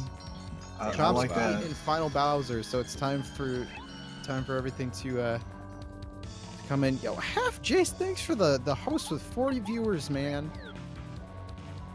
Just in time for this Yeah. nail biter. All right, so he gets butt bounce. That's good. He gets the block. That's free. So he wants to die here, but he wants it to take 3 turns. So it's free now, even if he misses a block. Yeah. But he's not going to. Yeah, so one thing that kind of sucks, you really want to be able to block all of these attacks because Butt Stomp can take away your jump, or it can take away an ability like item, jump, or hammer, and that can be really devastating. Claw, which is another attack you can do, can poison you, which is no bueno. Fire just does a lot of damage. So you really want to be able to block these. Yeah, fire is also ideal to get you into peril after your life stream is used. All right, ch0msky isn't getting beamless here, but he's gonna Star Beam Shell Shot, and then hopefully next turn Bowser's gonna give him the Fire Breath. Yeah, if he that gets would put him fire, in a really nice setup.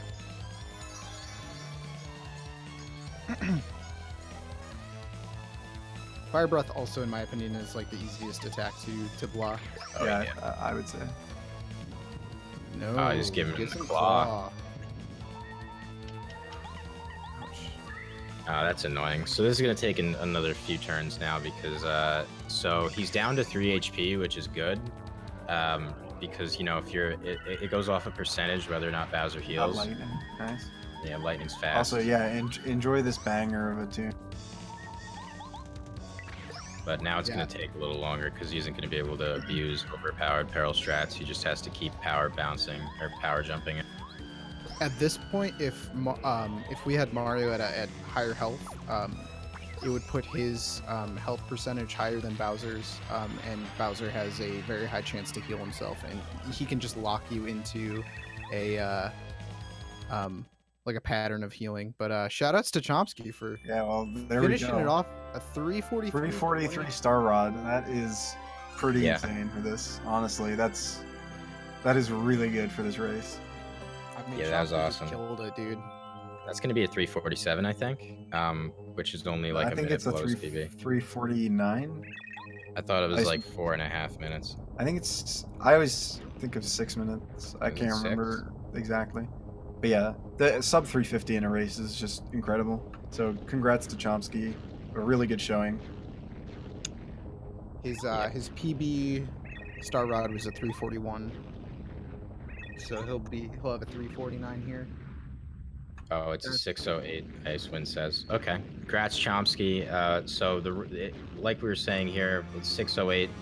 Until the hands up split. The game is actually over when Peach puts her hands up at the celebratory party, so ch0msky still has some movement to go. Chris about to go fight Junior Troopa for the last time though, so let's see. Let's hope he doesn't get 3-capped because that's how his RNG has been looking so far. Yeah. Yes. This actually kind of works out pretty nicely. We can let ch0msky's cutscene play and see the end of the game for Chris, which is really nice. Yeah, so one more thing to point out about Bowser is that it's actually kind of tough. You need to route it such that he won't heal, and he will heal, or he has a chance to heal, a 75% chance to heal, if Mario's percentage of HP minus Bowser's percentage of HP is greater than 25%. So basically, if you have a lot of HP compared, like relative to your max compared to Bowser. Yeah.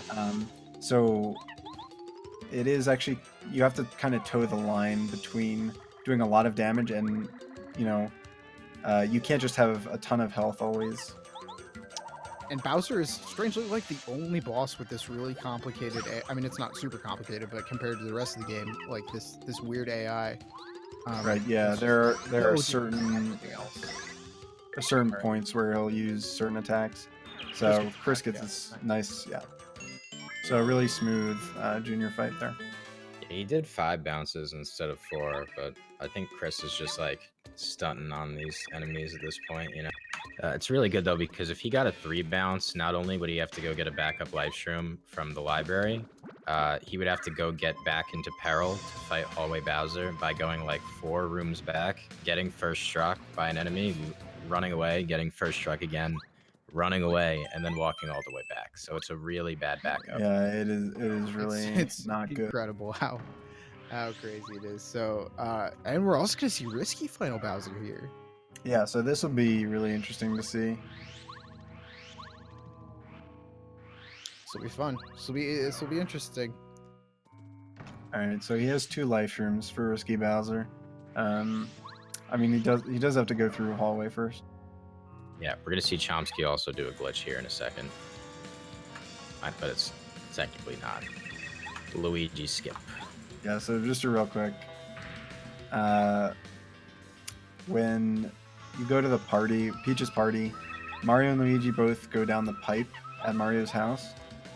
There's like a huge window where if you hold down, you'll actually take the pipe prematurely. And Chris got a 5-cap there, I think. So that's good. So you'll actually go down the pipe before you're supposed to, and actually skip having Luigi follow you. So that, I think, saves only like 6 seconds or something like that. But that is determined to be allowed in Glitchless. Okay, so a 5 and a 4-cap right there for Chris, which is the same pattern ch0msky got. So this will be a kill on the 3rd turn right here. I mean, it's all right. It's definitely not intended, but yeah, I mean, I am on the side of allowing I don't care about it being allowed. Yeah. I just The first strike and the. All right. Yeah, I don't really have a lot of dogs in this fight. I mean, I don't really ch0msky care. ch0msky could opt to take Luigi if he really wanted to. Yo, ch0msky, take Luigi to ch0msky, the take party. Luigi to the party. He's got plenty of time to work with. We just got a $90,000 donation. It reads, "This is to take Luigi to the party." So you're gonna have to do it. Yep, the only incentive they ever have for PAPE has now been met. So we're taking Luigi. ch0msky says no way. He wants. Actually, there was an incentive for the glitch exhibition at RPG Limit Break. So that's always the incentive. It's always bring Luigi to the party. And a glitch exhibition. Yeah, but there was another. Oh, and the glitch. There was also Stanley Save. It was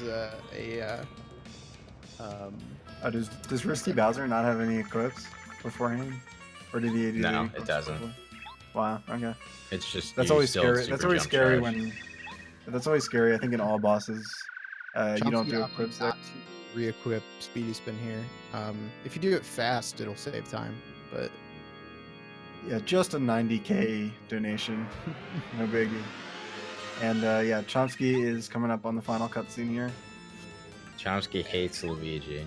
As Chris goes into Final Bowser Phase 1.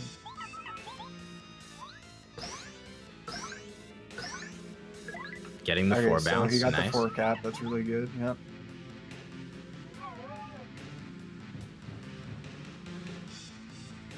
Alright, so for Risky Bowser, Phase 2, we're going to see some differences, but Phase 1 is the exact same.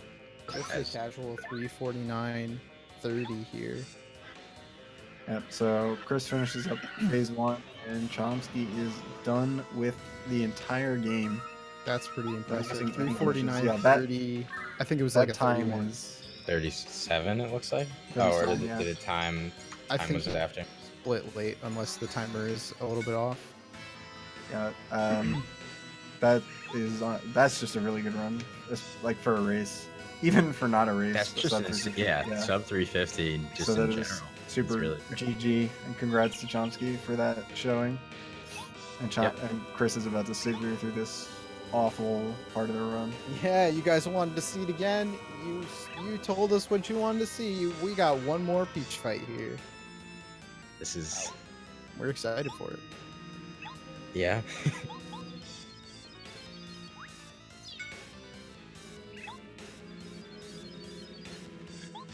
So apparently, if you don't mash and like frame perfectly select the option to buff Twink, it's faster according to JCog. Yeah, because of lag. It's like weird. Yeah, if you just mash here, you can get like kind of a delayed input compared to like what you should be getting for mashing. I don't know, it's kind of weird. I just mash. Yeah, I mean it's just easy.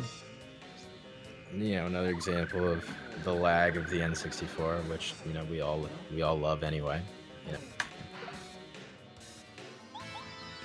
So once this is finally over, we're gonna see Chris he's just gonna be charging, and then he's gonna die, and then he's gonna charge, and then he's gonna use bow, and he's gonna have to charge 4 times, and hopefully he gets a breath that'll take him down to 1 HP.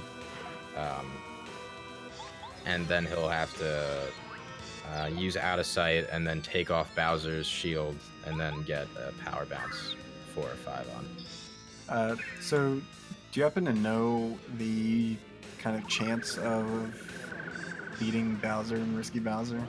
I think there's like a 40% chance that you die. I think it's like only 60% chance success rate or something like that.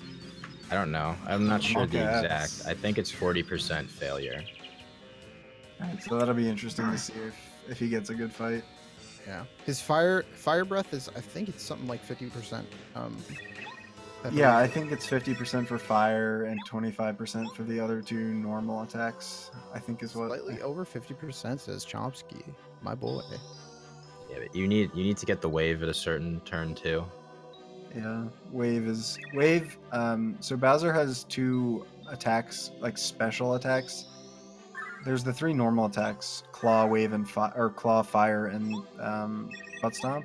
And then there are 2 like special attacks he only does at like certain times, which are lightning and like the thunderbolt attack and the shockwave or just wave.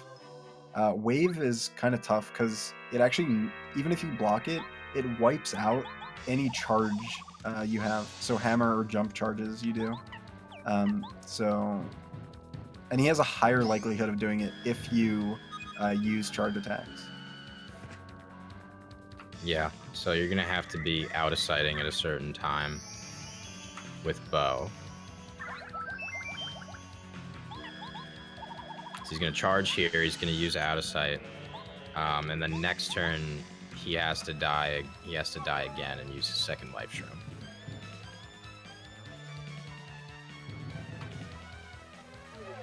Which is just terrifying. Yeah, this I couldn't imagine doing a 50% chance Nice. fight. All right, he's dead. Okay, That's good. So you got that. Working as intended right now. He's got a charge, and hopefully Bowser uses the wave next turn when he out of sights, and then that will be very well intended if he does. Bless RNG right here. Come on, use the wave. Use the wave. Yes. Okay, so that's good. Perfect. So that's the turn he wanted the wave on because he would not get hit and lose his charge. So now he's going to use Peach Beam to get rid of the Star Shield effect. And actually, he knows Bowser won't wave again because it actually has to be another 4 turns before Bowser can wave. And that's because wave can knock out your partner. And they didn't want...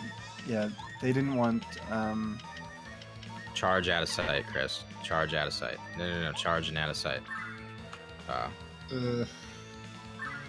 He was supposed to charge and out of sight there. This might be a problem. Possibly. Let's see. Yeah, I mean...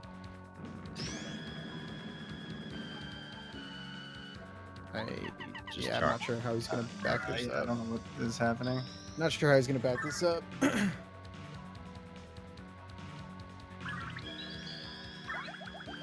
Yeah, you're supposed to charge and out of sight. Ooh, and so that's going to get rid of this. So that's pretty much that. Yeah, the fight is kind of... There's no recovering. So he would have to reset. Yeah. And that's Risky Bowser, everybody. That's Risky Bowser. Hey. So in theory, what would have happened that would have been nice is... actually, if he got butt stomp, it would still be a 1 in 3 chance that he could be fine, because if he could not block it and take 9 damage. Ideally, you want to get fire breath there. You block it, you take 9 damage, you're in peril, and then you jump on his head. Still good, Chris. I think that's GG at this point. Do we want to get them in chat? Yeah, it would be like 15-minute reset or 15-minute reset or something like that. What'd you say, Chaz? Do we want to get ch0msky and Chris into chat just to talk a little bit about the run, or what do we? Yeah, I mean, if they want to come in, that'd be cool. Yeah. Looks like Milo's asking them right now. Yeah. All right, so Glower, what's up, Glower?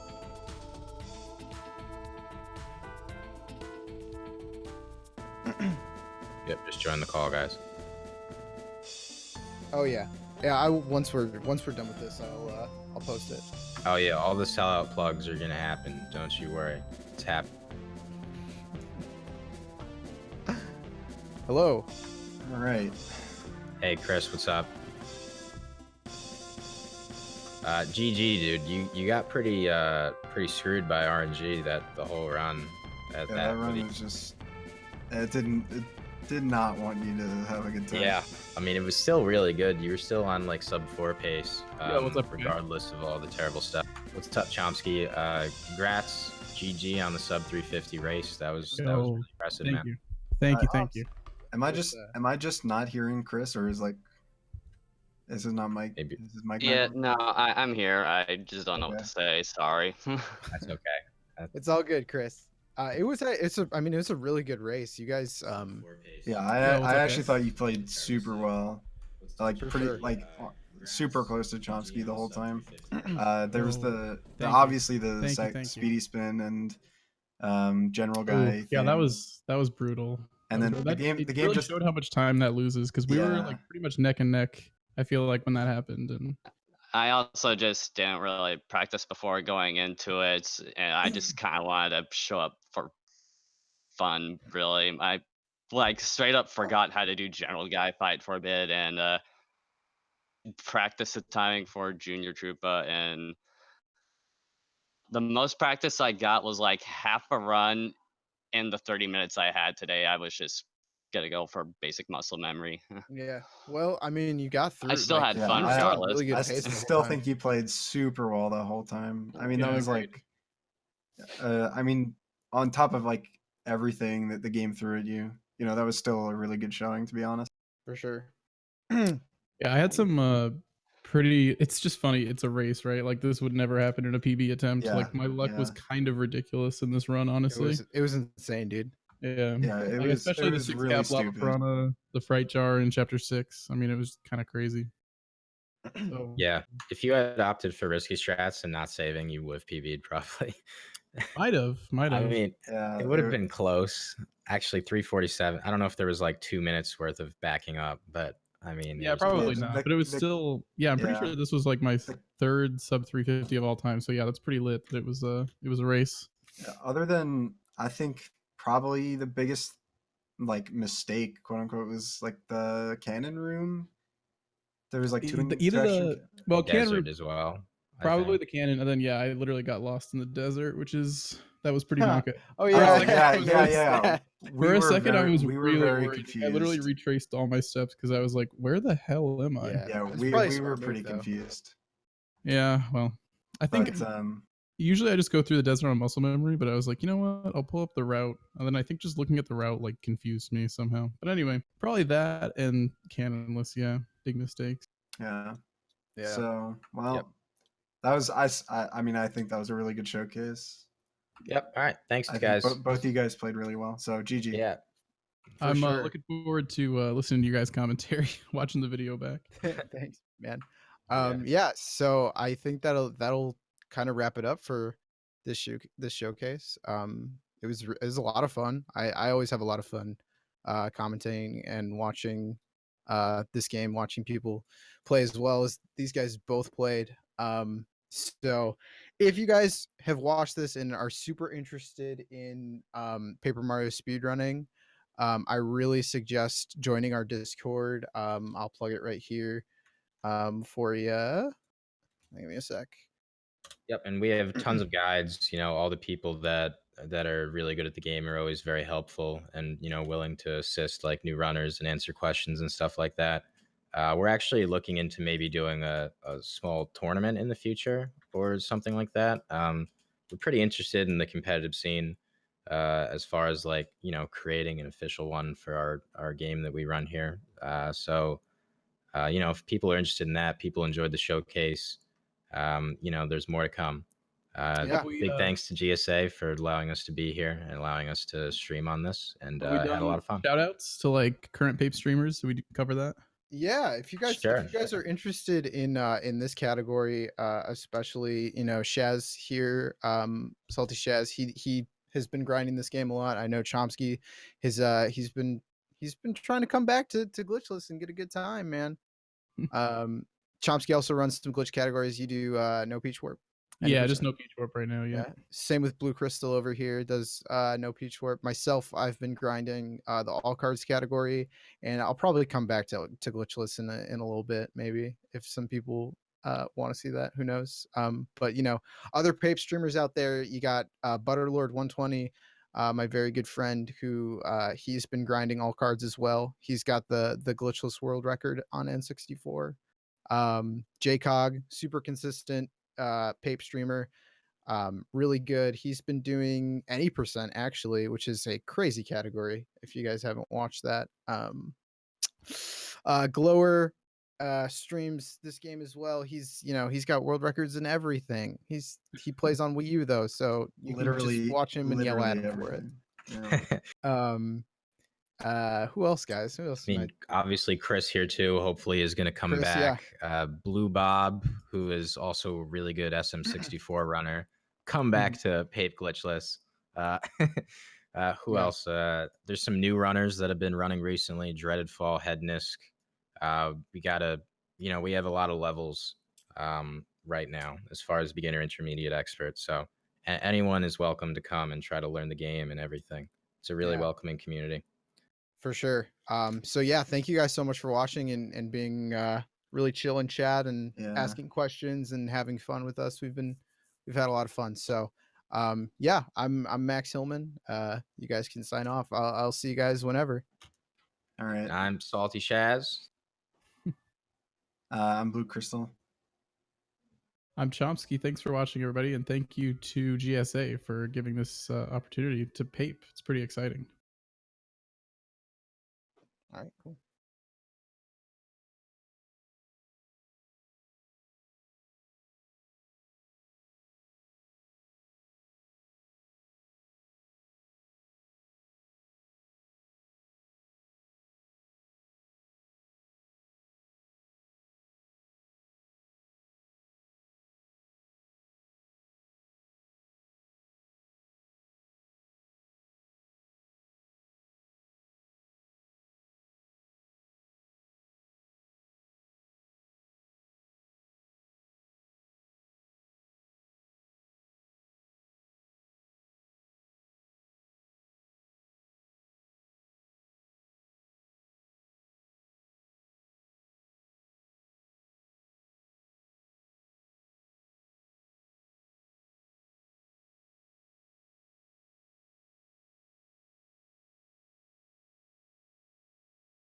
Thanks, guys.